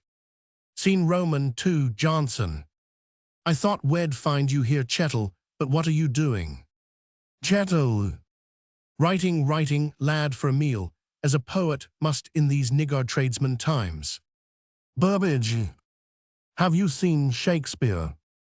Chettle, Shakespeare, no. Why do you ask? Is there any news? Burbage, great news. The Lord Chamberlain writes me to be in readiness to play before the Queen. I must to the theatre at once. Fletcher, I am with you. Decker, Marston, and I. Chettle, a drink, lads, before you go, to keep out the river mist. Water's the cause of all my pains. Johnson, sack, you mean sack and canary, that make your blood boil with gout. The drawer brings wine in large flagons. Chettle, not so bully, Ben, not so rheumatics, not gout. Ah, had my mother but given me sack when I was young and tender, I had never known these whoreson tweakings. A pious upbringing, Ben, and a watery diet have been my undoing. Burbage, do you go with us, Johnson? Johnson, No, I am not known to your Lord Chamberlains. Fletcher. Nor Roman one, yet I go to see the stir. Johnson. You are of the company. Fletcher. No, I take Foster's place, you can have Brown's. Johnson. No, no, ill keep my own name, and my own place enter Shakespeare ho, will you ray to be a courtier, have you heard? Shakespeare. No, what is it? Burbage. We must be ready, we may be summoned any day to play at court, I have the order. Johnson.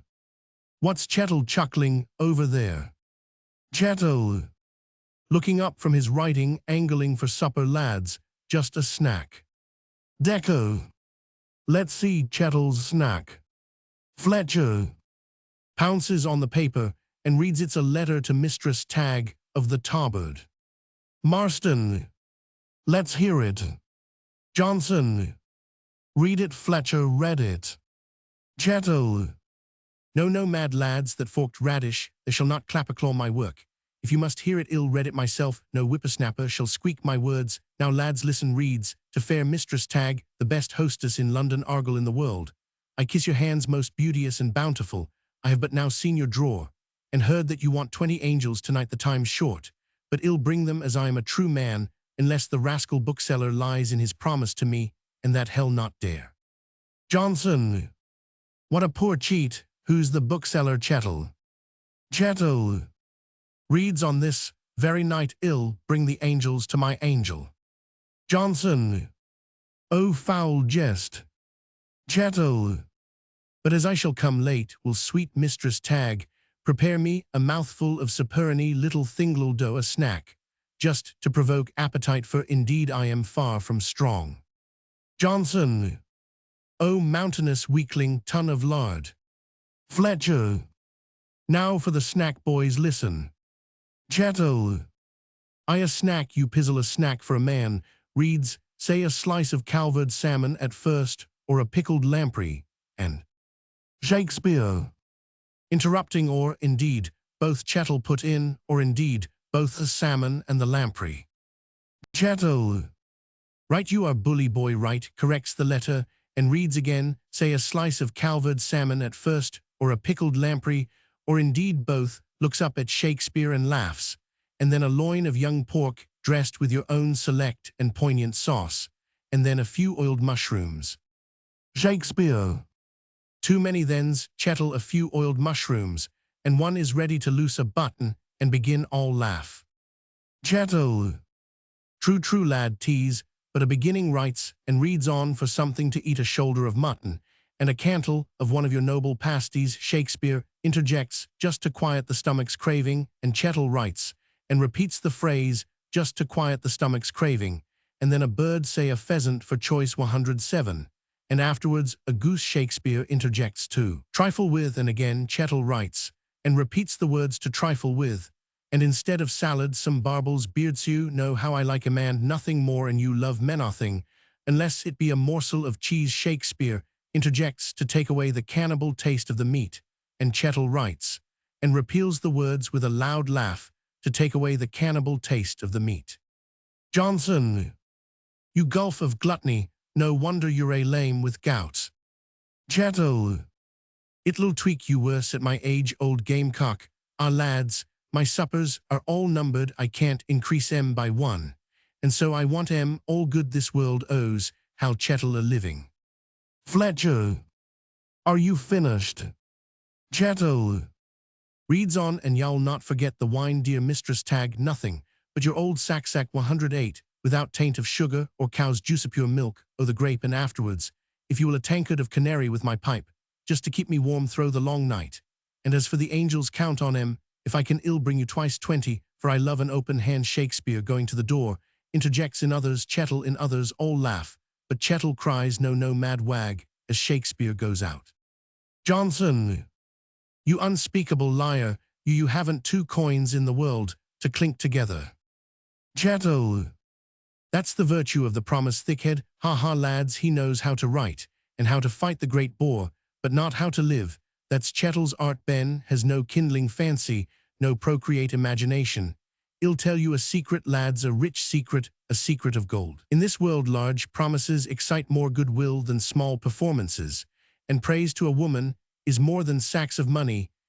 Oh, the sweet creatures, how should we live without em? And how angry I shall be tonight with that cozening, lying book dealer, ha ha. Johnson, haven't you any conscience? Chettle.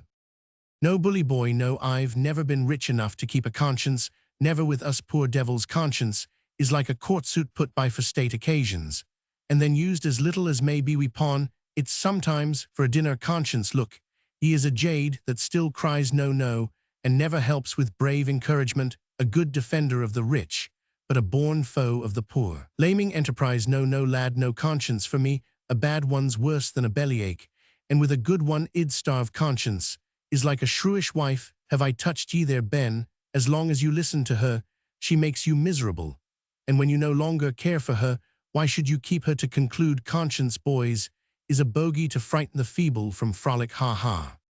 Johnson. But as a man, aren't you ashamed to cheat a poor woman? Chettle. Have it ye again, lad, in this world, we all 110 cheat, and are cheated. You cheat the groundlings and orange-eggles out of their crosses with a bad play, when they've paid to hear a good un, and I cheat by giving soft words instead of coins. And the conclusion, the girls are angry with you, while my hostess is in love with me. True virtue is good humor, Ben, and a pleasant smile's more than all the commandments. Fletcher. Chettle's putting up for a saint. Chettle.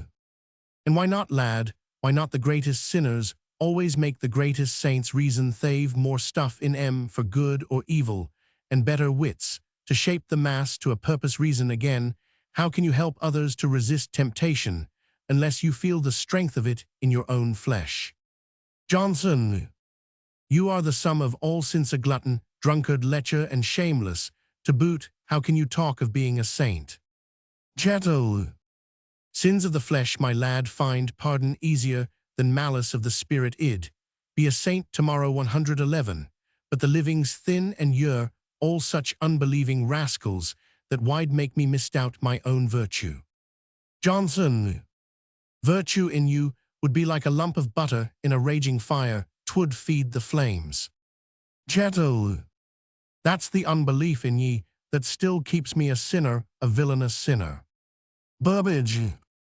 At this rate, Chettle, yowl, make us all late. Come, boys, come, there's much to do. Chettle. Tease a churl would leave a good dinner, but no one would leave good talk, but a chuff, and that was good, wasn't it, Ben? Johnson. Like your dinners, Chettle, more to be praised for quantity than quality, but still. Chettle. Have with you, lads, I've a court cloak in white sarcenet, the color of fear, and of 112 conscience. It takes a stain in every weather, and from every touch, ha ha ha. Exit all save Johnson, who calls the drawer by stamping on the floor. Scene Roman 3. Johnson. To drawer, bring me inkhorn and paper, I would write. Drawer. Wiping the table, coming, sir, coming. Exit drawer. Enter Shakespeare. Scene Roman 4. Johnson. Watching him, what is it? Well, what is it? You wander in and out like one, Becquerel's the poisoned dart of old Virgile, yet surely you won your beauty. Shakespeare. I have not seen her for weeks. Johnson. What have you done? Shakespeare. Herbert said he would speak to her. Johnson. Well. Shakespeare. I have not seen him since. Johnson. Humph, like consequence, like cause. Shakespeare.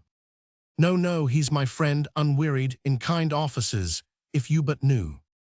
Johnson. Then why not find him and solve the riddle? Shakespeare. I must today. Now goes to door and returns, but if she has changed to me, Ben, hope is something we mortals live by. Hope. Johnson. Hope balanced by despair have done with the egg-fit man. Shakespeare. You're a right ill, go at once, exit. Johnson. Citing dozen again, to write so honest trust, has always cheat for friend. Scene Roman 5. A room, in Lord William Herbert's lodgings in London. Herbert unbuckles his belt and gives it with his sword to a grey-haired servant in livery, takes off his cap with its great jewelled brooch, and throws it on the table. Has no one come? Body servant. No one, my lord, but there's a messenger from Wilton inquiring after your health. Herbert. My health, another of your tricks, Longman. Ill, be sworn, you must be mad. I am perfectly well. Body servant. Your lordship had a chill last week, and Lady Pembroke made me promise. Herbert waves him to silence. Baba the servant 116 bows, and steps back. I expect a lady this afternoon, the same who came the other day, you know, tall and dark. Bring her to me here, and then you are free to write to my lady mother, and tell her I have a tingling earth right one. Don't forget. The servant bows and retires backward. Herbert recalls him, and Longman, tell the other servants I am not to be disturbed. Exit. Servant. Lord Herbert goes over to a mirror and arranges his slight mustache, runs his fingers through his hair, then picks up a sword and makes imaginary passes with it. At length takes up a book, throws himself into a chair, and begins to read. A few moments pass. A discreet knock is heard at the door. Miss Fitton enters. Herbert reads until she stands before him and puts her hand on his book. He jumps to his feet. I am sorry, Mary, kissing her. I did not hear you. I was reading an old love story, the story of Achilles and the siege of Troy. Won't you sit? Miss Fitton. And our love story is not a month old. A month ago, and you would have been waiting at the door for me, but now sighs. Herbert. I was waiting there today, but you are very late, and one cannot play sentinel forever. Have you heard the news? No. Lady Joan, instead of curring, Lacey has caught his trick of speech, and her quaint words and demure air set everyone roaring. Miss Fitton. We women are all ape-like in our loves. I catch myself repeating your words like an echo. I wish I had been born a man. Hey-ho. But there's another piece of news. Herbert. What's that? Miss Fitton. The Queen has heard that Lady Jane Roth gives her lips too easily. She has locked her up for a month on bread and water. Herbert. Joan's rather pretty, don't you think, with great child eyes, but shy. Who's the happy man? Essex or Egerton? Ill, be sworn. Miss Fitton. A newer lover, I hear, and one nearer to the Queen's heart, young William Herbert. Herbert. I never owe a kiss in passing, a mere courtesy. Miss Fitton. You are incorrigible. Herbert. I am. How can I help it? I can't love the rose and scorn the lily. Every woman tempts me. But after all, Mary is best. Tries to take her in his arms, but she draws away, for Mary is hardest to win, and I love her. Kisses her. Miss Fitton. Yielding. What fools we women are. I know you don't love me, but I cheat myself. You do, and the slighter the proof, the more I fondle it. What double fools, for when I would be true and brave and free, you lean your head upon my breast, and the mother in me makes me your slave. My blood turns to milk. I am all tenderness, and take your desire for love. We are so foolish, fond-wretched creatures. Herbert. Not much to choose between us. Come, Mary, here are your tables. Since you gave them to me, I haven't kept you waiting. Once now have I puts them on the table. Miss Fitton. No, and twice you have waited for me. If I could be sure you loved measure. A knock is heard at the door. Who's that? Herbert. I don't know. I gave orders. The knocking is repeated. Miss Fitton. I must not be found here. Where? Herbert.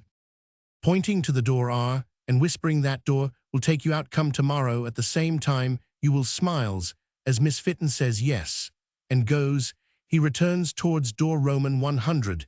The knocking is repeated. Come in there. Come in. Shakespeare enters. Oh, it's you, is it? Scene Roman 6. Shakespeare. Unbidden, but not, I hope, unwelcomed. Herbert.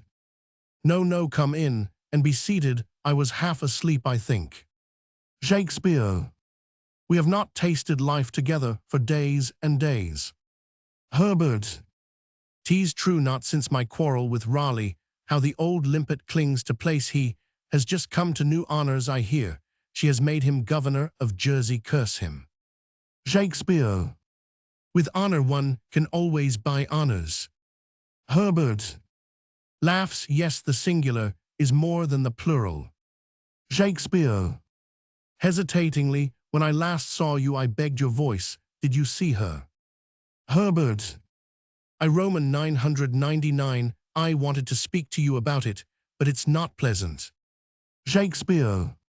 Not pleasant. Herbert. I did my best talked of your talent soul, to no effect girls are queer monkeys. Shakespeare. No effect. Herbert. Looking in the mirror, I mean, though she admires you infinitely, she cannot love you.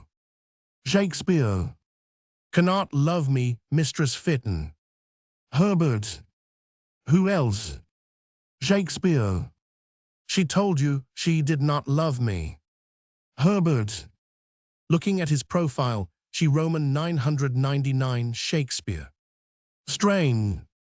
Herbert. Why strain? Shakespeare. She does love me. Herbert. Waving the mirror, admire yes, but love no. Shakespeare. Love yes. Herbert. Friendship, affection, love, if you will but not passion. Shakespeare. Passion. Herbert. Throwing down the mirror, do you mean to say? Shakespeare. Yes. Herbert. Indignantly, what ha ha ha, the damned young minx. Shakespeare. Why do you call her minx? Herbert. Because she lied to me. Shakespeare. No other reason. Herbert. None. Shakespeare. What object could she have in deceiving you as to her love for me, you my friend? Herbert. Carelessly in faith, I don't know a girl's whim I suppose. Shakespeare. Stranger girl seldom denies her lover and Mistress Fitton has courage most strange. Herbert. Well, you must ravel out the tangle at some idle moment. It's too naughty for me. Have you seen Chapman's Iliad? I've just been reading it. 'Tis as fine as Homer, don't you think? Shakespeare. I am not learned enough to judge. Herbert. I hear you met Bacon the other day. What did you think of him? Shakespeare. I know him too little. Has Johnson's French denied me, you say to you? Herbert. She Roman 999, but now I must dress yowl, forgive me. Takes up his sword belt and buckles it on, looks for his gloves and cap. Shakespeare in the meantime moves to the table and catches sight of the tablets which Herbert has thrown down. Shakespeare. Picking up the tablets, oh my divining soul, turns to Herbert. I pray you of your courtesy, when did you see Miss Fitton last? Herbert. Arranging his doublet before the mirror yesterday. Today why? Shakespeare. Showing tablets. When did she give you these? Herbert. Those, where did you find them? Shakespeare. She gave them to you. Herbert. Mary Fitton, yes. Shakespeare. And you took them knowing they were my gift to her? Herbert. How could I know that? Shakespeare. She told you, you must have asked, where the verses came from. She hates verses and loves truth. Herbert. Don't take it so tragic, man. A girl's kiss, no weightier than a breath. Shakespeare. A girl's kiss and a friend's faith, no weightier than a breath. Herbert. In love and war none of us is to be trusted. Shakespeare. So, Herbert. It wasn't all my fault. Shakespeare. Taking hold of him and watching his face, not your fault, but she tempted you. Herbert nods, and who could resist her? She tempted you, oh, let her rot and perish, and be damned, the foul thing. I am cold with loathing. Herbert. I don't want to put the blame on her, it all came naturally, but you must not think I went about with intent to deceive you. Shakespeare. She tempted you when the first time you saw her, the very night I asked you to plead for me. Herbert. I don't wish to excuse myself, you know how such things happen. We danced. She dared me to wait by her When the queen came, of course, I waited, oh curse it.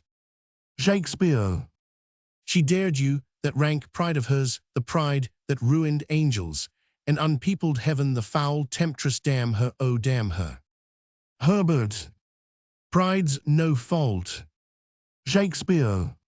No fault, she swears love to me, and then to you kisses me, and kisses you no fault, loves the slime that sticks to filthy deeds. Herbert. You believe her when you're with her, she seems true. Shakespeare. Oh, the world hath not a sweeter creature, she might have lain by an emperor's side, hang her I do, but say what she is, the public commoner. Herbert. Don't blame her, she's so young. Shakespeare. And so fair, such courage, strength, wit, grace, gaiety, God, had she been true, one would have pawned the world for her, and now. Herbert. You take it too tragic. Shakespeare. Too tragic, I have lost all joy, hope, trust, all, gone my pearl of life, my garden of delight. Herbert. Think, man, it's not the first time she has slipped, she doesn't pretend it is. Shakespeare. The pity of it, ah, the pity of it, the sky is all soiled, my lips to me answer. Herbert. Why can't you be a man, and take what's light lightly? Shakespeare. Only the light do that to himself, is it wrong to kill those light ones? Herbert. You would not hurt her. Shakespeare. No, that's true, I could not hurt her sweet white flesh, God, how I love her, ill tear out, that love, oh the pity of it, all dirtied all, but ill not be fond. Herbert. Why not, she loves you, she said so, it's true most likely. Shakespeare. Trust's dead in me, she has killed it, I think of her, and shudder the sluttish spoil of opportunity fall. Herbert. Put it out of mind, and it's as if it had not been. Shakespeare. You'll marry her. Herbert. I wouldn't marry an angel. Shakespeare. And yet loved youkest, yow gave herself to you, damnation. Herbert. You make too much of it. Shakespeare. Too much, I trusted you, your honor, bared my heart to you, ah, the traitor wound. Herbert.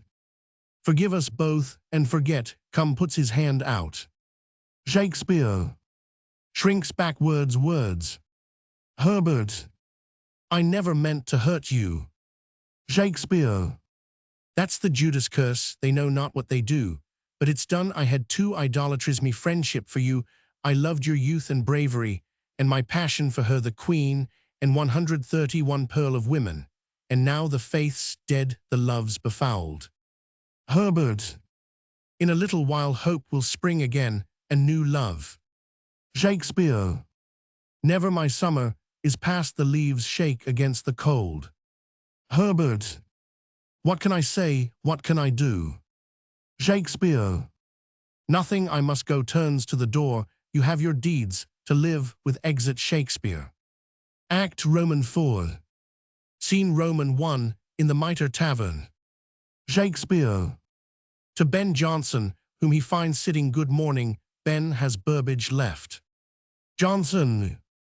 He's gone to the theatre, he will be back anon, you're all to go to court, he says, do you play? Shakespeare. Indifferently, I don't know, I hope not. Drawer enters, and gives Shakespeare a letter, will you forgive me? Jonson. Shakespeare reads, ill wager, that's from Chettle asking you to pay his reckoning. Shakespeare nods, but you won't do it, no one deserves help less. Shakespeare. Those who deserve it least, Ben, often need it most. Jonson. Need he as all needs, he, but uses yow shamelessly. Shakespeare. Looking at the letter, and smiling, he signs himself, the old roisterer, who won't trouble you long. Jonson. The old roisterer, at your expense. Shakespeare.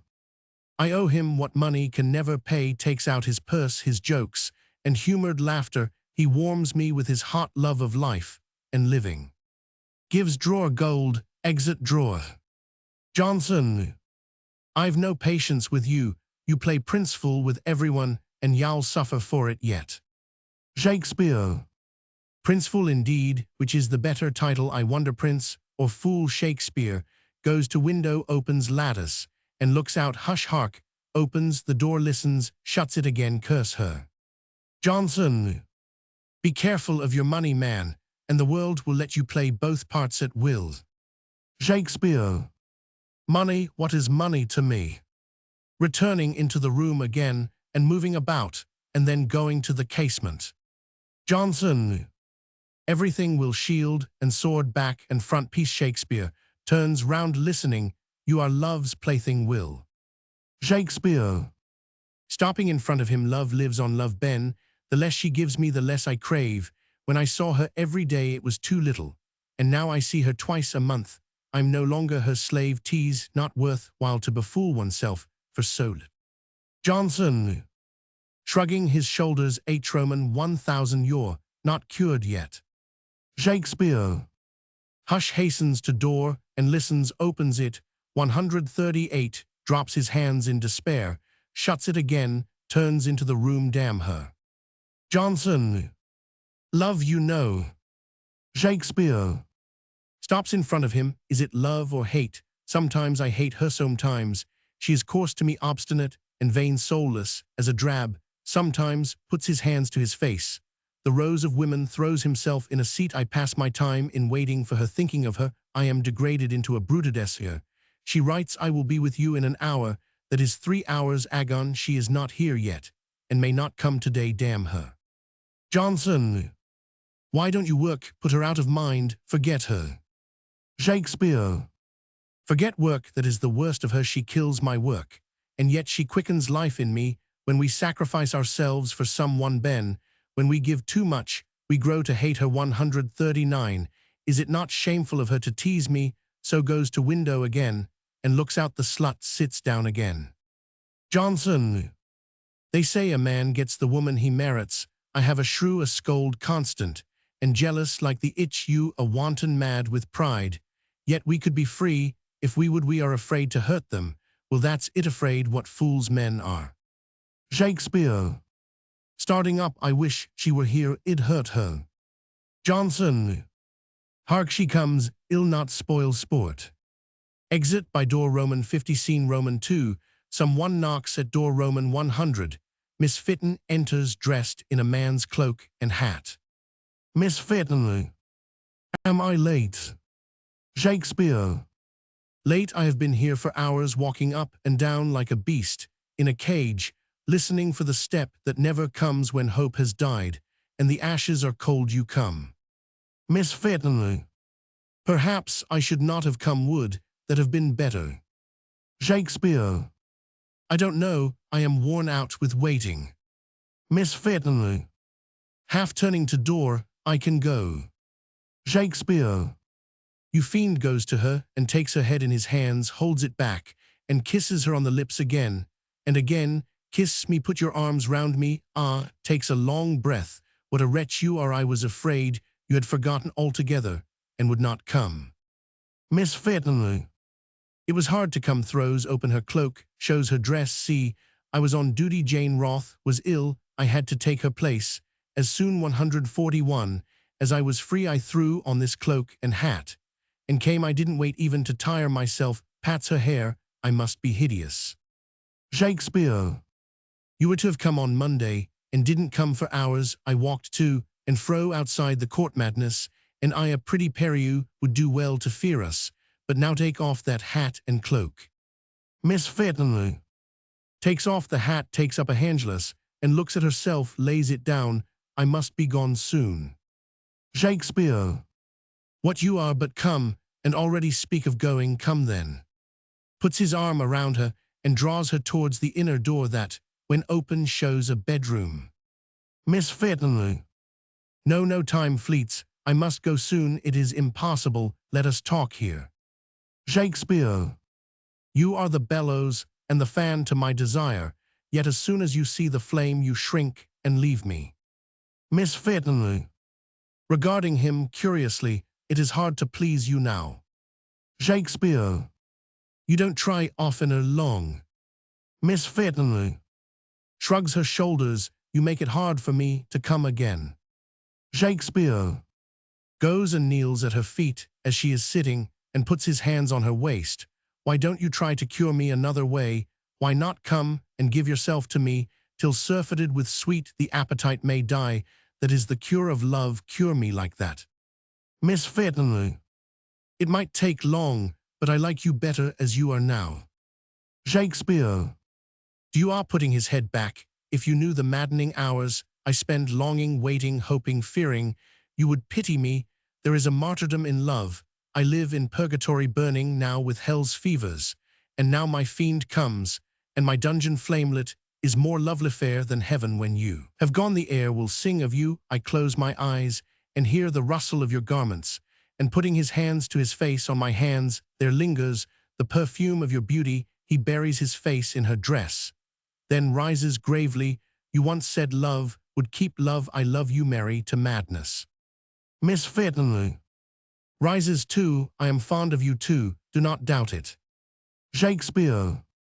Come, then, putting his arm round her and drawing her towards the inner room, and I will be what you like, one short halfer.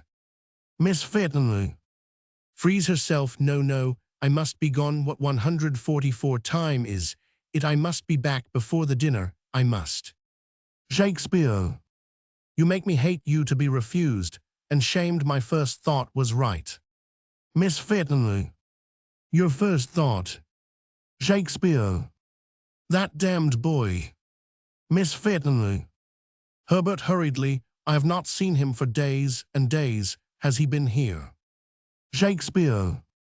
He's not likely to come here, damn him. Miss Fitton takes up her hat and begins to put it on. She puts her hair right with the handless, and then moves to the door and takes up her horseman's coat from the settle. All this, while Shakespeare sits with his head on his hand. She moves across and stands beside him, and then puts her hand on his shoulder. You make it hard for me to 145. Come, you are so moody sullen. What would you have me do? Shakespeare. Looking down, love me. That's all, as if to himself it isn't much. Give me love's ecstasy, the joy that beggars thanks. The life that is divine love is my mortal sickness, love. Miss Fitton. You should rouse yourself. You are moody. Shakespeare. Looks up smiling, mad you would say. Why not? It goes with bad and glad and sad good words. All do you know how first I came to it? I will tell you. Sit there and let my eyes feed on you. Miss Fitton sits near him. Strange, you are more desirable now than when I first knew you. Then I saw faults in you. Now your faults all sharpen appetite. As I look at you, it all comes back. That first day in Whitehall, when the morning air was warm like milk and the wavelets danced in the sun. Do you remember how we sat and kissed, each kiss longer than the last? Mistress Fitton bows her 146 head. I went the other day to the same spot by the river. I was alone and desolate, but of a sudden you cameish, turns to him in wonder, yourself of grace and pride, compounded like a queen, and I touched your hair, and every separate hair a sin of multiple desire. I drew down your face, and your lips clung and kissed as no lips ever kissed before. Then of a sudden you were gone, and I was awake alone. Since then I have prayed to go mad again, to hold you, and so be mad forever. Lips on lips. Mistress Fitton rises. What are you doing? Miss Fitton takes up cloak. I must go. Well, I must indeed. I am late now. Holds the cloak to him. Shakespeare. What now? You have been but a moment. He drapes her in the cloak. Perhaps it is best so. She turns to the door. You will come again soon. Miss Fitton. Soon, but I want to hear you laugh as you used to laugh, and turn all things to humor and gaiety. Shakespeare. Come soon, and I will clown it soon. She goes nodding to him from the door. Soon. Scene Roman 3. Shakespeare. While Shakespeare stands at gaze, Ben Jonson enters. It is the end. I think the end. Turns to the room. What weak curs we are, Ben. I beg her to come soon, yet I wish she were dead. Jonson. A proud patch that she's not likely to die soon. The devil takes care of his own. Shakespeare. She's proud indeed, but why do you miscall her? Jonson. We were there in the yard as she passed, 3 or 4 of us. The yard was dirty. She picked up her clothes and walked past us, as if we were posts, shapely legs she's got. Shakespeare. Shapely, indeed, damnation. Johnson. Why did she go so soon? Shakespeare. Duty at court, she said. Johnson. A convenient excuse. Why came she so far for so little? Id seek another reason. Shakespeare. Another reason. Speak plainly, man, like a friend. Johnson. Plainly then, it said she visits Herbert. In that horseman's cloak 'twas Hughes, spread the thing he knows. Shakespeare. Herbert, damn her. Johnson. Put her out of your head, man. Violet's worth a dozen of her. Put her out of your head. And think of weightier things. You are to play at 149 Court this afternoon, and Burbage says the Queen will make you master of the revels. If you ask for it, I wish 'twere mine for the asking. Shakespeare. It irks me to ask favors of her. Her hands are red with blood. Johnson. For your friend's sake, well, if not for your own. Burbage wants it all of us. It would strengthen us, and we need it. The preachers grow louder against us every day, and the old cat is breaking fast. She won't last long. Burley, and all of them are in weekly letters with James. Ask boldly, man, once in the place you are there for life. Shakespeare. I will do my best, but I am glad I am not on the stage. I hate the public show. I am in no mood to play bear or dog. The clock strikes 1. Johnson. Well, I must be gone, or my vixen will bite. Good luck, Will, and don't forget you must be 150 our master, under the Lord Chamberlain. Your friends expect it of you. Exit Johnson. Shakespeare. Takes out a copy of The Merry Wives, reads it for a few moments, then throws it down. It is all sickening to me. I can write nothing. The love of the work has left me the love of life too. When she went, all went ambition, hope, everything. Damn her, how maimed and sore I am. After a few moments, the clock strikes 2. A moment later, the door opens, and Miss Fitton comes in. He starts up as she enters. Miss Fitton. Have you heard Herbert's in the Tower? Shakespeare. For what crime? Miss Fitton. For loving me, I suppose. Shakespeare. You don't expect me to weep. Miss Fitton. I thought you might do something. Get Southampton or one of your friends to ask for his release. It is only her temper. Shakespeare. And you, what will you do? Miss Fitton.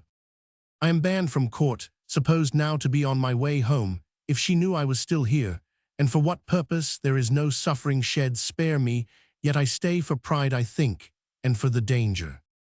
Shakespeare. And to see him again. Miss Fitton. No, that's done with, but I want him free, not punished. Shakespeare. You love him still. Why do you pretend to love me? You can't love 2 men. Miss Fitton. Can't I? I don't know. You are so different. Shakespeare. What do you mean, you can't love us both? Miss Fitton. He dominates me, and he hurts me, and I hurt you. And yet I can't bear you not to love me. I do love you. Will really you heal me? When he has bruised me, you make me proud again. And he humiliates me. I don't want to see him ever again. But I don't want him in prison. And I know I can ask you to help him. I wouldn't ask any other man. But you I can ask. You are the soul of kindness. Shakespeare. Why did you give him my tablets? Miss Fitton. I gave him more, much more, and now I have to face. Shakespeare. More. Miss Fitton. More than men dare or dread. We women always lose more than men. Shakespeare. So you know love's penalty, you poor child. Miss Fitton. I suffer if that's what you mean, but the suffering will pass. My courage rises to the need. The world is wide, the roads run free. What will be will be. One mistake never ruins a man's life, and one mistake shall never ruin mine. Next summer the sun will shine again, and the air be young and quick. I have no fear. Turns to go. Farewell, I am for the road. Mistress Fitton turns to go. Shakespeare. You will come back. We shall meet again. Miss Fitton. Turns to the door and turns back again. It is hard to say. We've played at cross purposes, but we all wound and are wounded in love's lists, yet after all love is the soul of life. Shakespeare. A great game, and you are a great player, the greatest I shall ever know takes her hand, and kisses it of many thousand kisses, this poor last exit misfitten.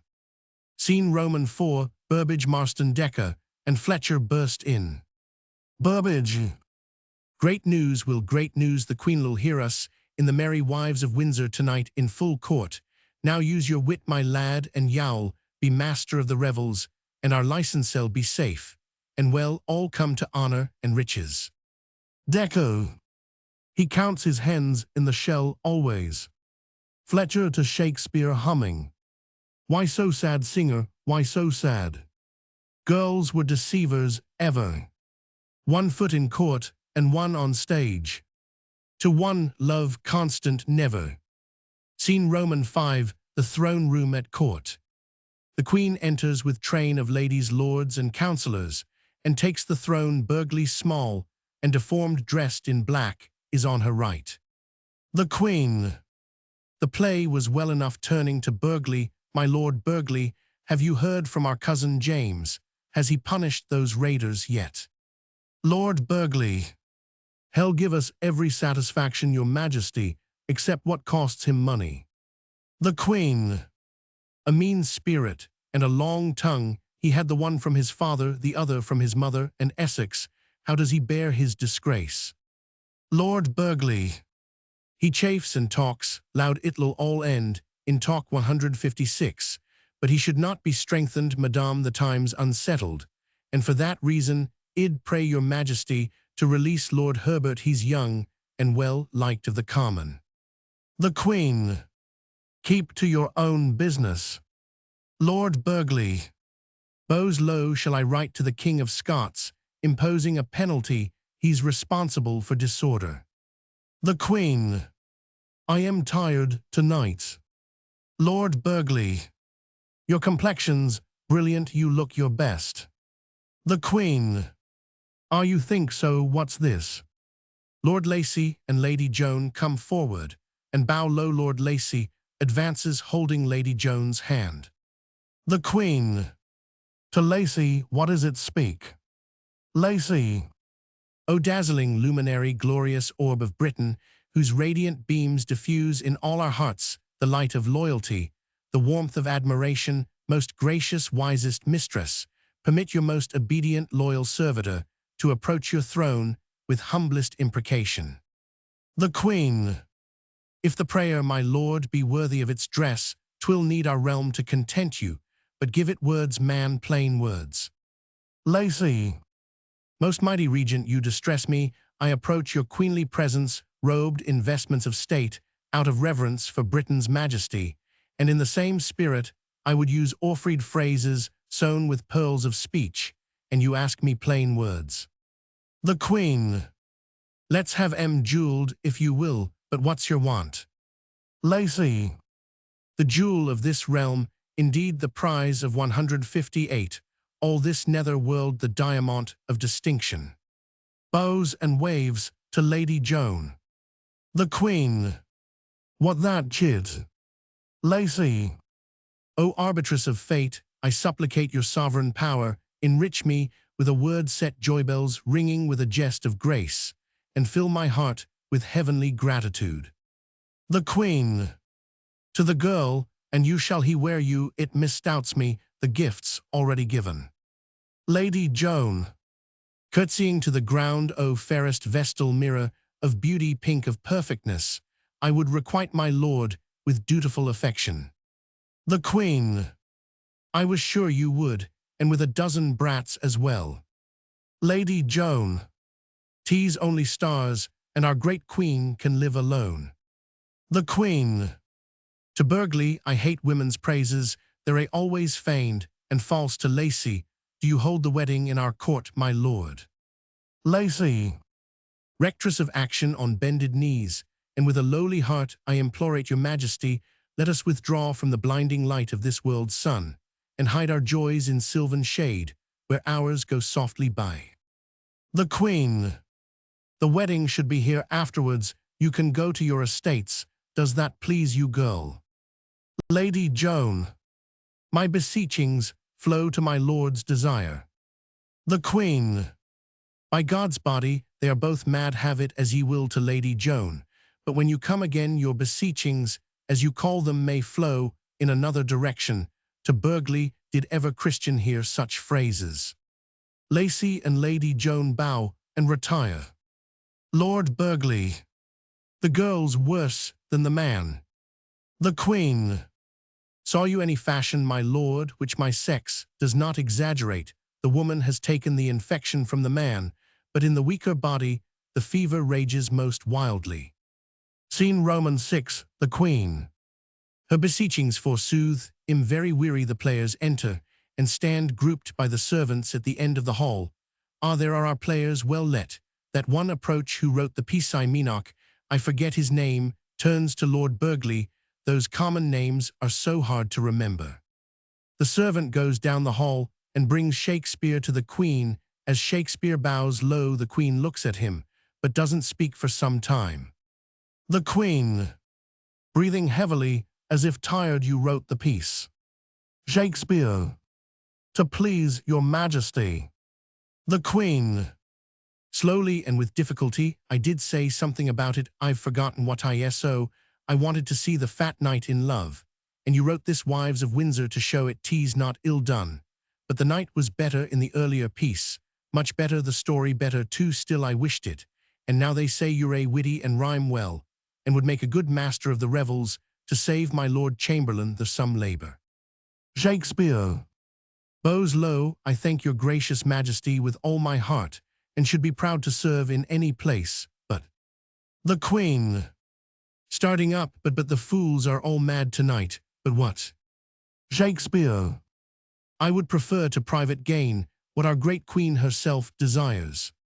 The Queen, leaning back again, and that is he you'd be more than wizard to divine what I don't know. Shakespeare, I had a friend, your Majesty most dear. The Queen, what's that to do with me, man? Say what you want, and make no speeches. I've heard enough speeches tonight to last me a lifetime. Shakespeare, kneeling, I beg for freedom, your Majesty, for my Lord Herbert mercy, for his youth. The Queen, sitting bolt upright, did ever one hear the like? My dog will school me, next you forget your place, man. Shakespeare, I am nothing, gracious lady, but a voice to the 163. Pity in your heart, the meanest born may beg for mercy. It blesseth him that gives, and him that takes. 'Tis mightiest in the mightiest. The Queen, laughs loud, ha ha ha, the players turned preacher, ha ha, hark you, she beckons him nearer. Your tongue's too long, ill have it cut, if it wags so boldly. Shakespeare, he loved you well, ma'am, and often spoke of all your greatness. His faults are youth and madcap daring. The Queen, I care not when we're hurt, we strike. He was kind to you, you say, and so you speak for him. He cheated me. Shakespeare, and me of all I loved, and left me desolate. The Queen, how and you plead for him, for even the curse snarls at those who beat him. Learn spirit from your dog. Shakespeare, ah, madam, we learn sympathy from suffering, pity from pain. The Queen, wearily leaning back in her throne, do we? I don't pause, I am weary. You can go now, man, go, I say. Shakespeare bows and moves towards the body of the hall. After a pause, the Queen rises and takes Lord Burghley's arm. I am weary. All bow. Queen goes out on Burghley's arm, very weary. The Epilogue. Scene Roman 1, Shakespeare's bedchamber in his house at Stratford. The master is seated in a large chair close to the bed. A small table stands near the head of the bed. His daughter Judith is in the room. As the curtain goes up, she goes to the door and admits Johnson and Drayton. She will scarcely look at them, and soon after leaves the room. Johnson, going quietly to bed, we came to see you, Shakespeare, before we returned to town. Drayton, we were so sorry to hear you were Roman 99, but what's the matter? Shakespeare, my joy at seeing you, both the cup of wine last night, our great talk have set the old candle guttering. Johnson, It isn't what you drank, you were most temperate. Shakespeare. I have poor unhappy brains, for drinking 1 cup, was always too much for me. Drayton. It must have been the talk, Shakespeare, you drank nothing, but I never dreamt you were so weak, you used to seem strong enough. Shakespeare. I was never strong, I think, even as a youth. Any excitement robbed me of sleep, and made me fanciful, and of late years I have only been well when very quiet, when the thin flame is lanterned from every breath with a gesture. But what matters it, if the candle goes out, there's an end. Johnson. I blame myself for having overtired you, but you talked wonderfully as no one ever talked before, I think, and I could not pull you up now. I blame myself. Shakespeare. There's no blame possible. It was a great night, one of the greatest nights of my life. But give me more news. I seem to have heard nothing. Are the boy players still followed? Drayton. No, the fashion's changed. There's some talk of having girl actresses to play the girls' parts on the stage, as they do in France. Johnson. A mad proposal. It would bring the theatre into worse repute than ever, and give the Puritans a handle for attack. Shakespeare. Smiling, the pretty children now at 16, they all wish to be nuns or nursing sisters. Then they would not know whether to be nuns or actresses, and they would be sure to confuse the duties. If they acted, they'd try to do good to their hearers, and if they tended the sick, they would want pretty dresses and a crowd of spectators to admire their devotion. Johnson. Ha ha, excellent. Drayton. Come to London soon, Shakespeare. We all miss our gentle pacemaker and his wit. Shakespeare. With deprecating gesture, tell me everything. Are there any new poets, new theatres? Do the Puritans disturb you here in my house? My daughter puts preachers to lodge as soon as I go away for a week or so, to purge the air, I suppose, of my sinful presence. Johnson. There's no great change. Pembroke is in greater favour than ever. He's Lord Chamberlain now, and sends me money each year to buy books. Shakespeare. Alms to escape oblivion. Leans back wearily and closes eyes as daughter re-enters room. Drayton. To the daughter in a whisper, he's not dangerously ill, is he? Judith. Shakespeare. Tartly, Dr. Hall says father is very Roman. 99. Johnson. Holds out his hand. Oh, I am sorry too. Sorry our visit has done you harm.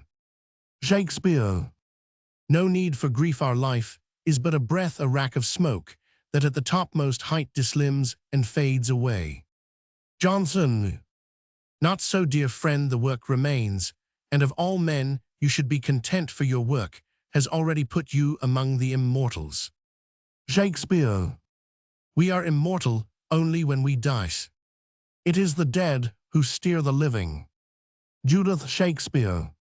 To Johnson. Oh, please, you must not make him talk. It was the talk last night gave father the fever. Dr. Hall says talk excites him even more than wine. Johnson. Then we must go, Shakespeare, but I never thought we'd go so sadly.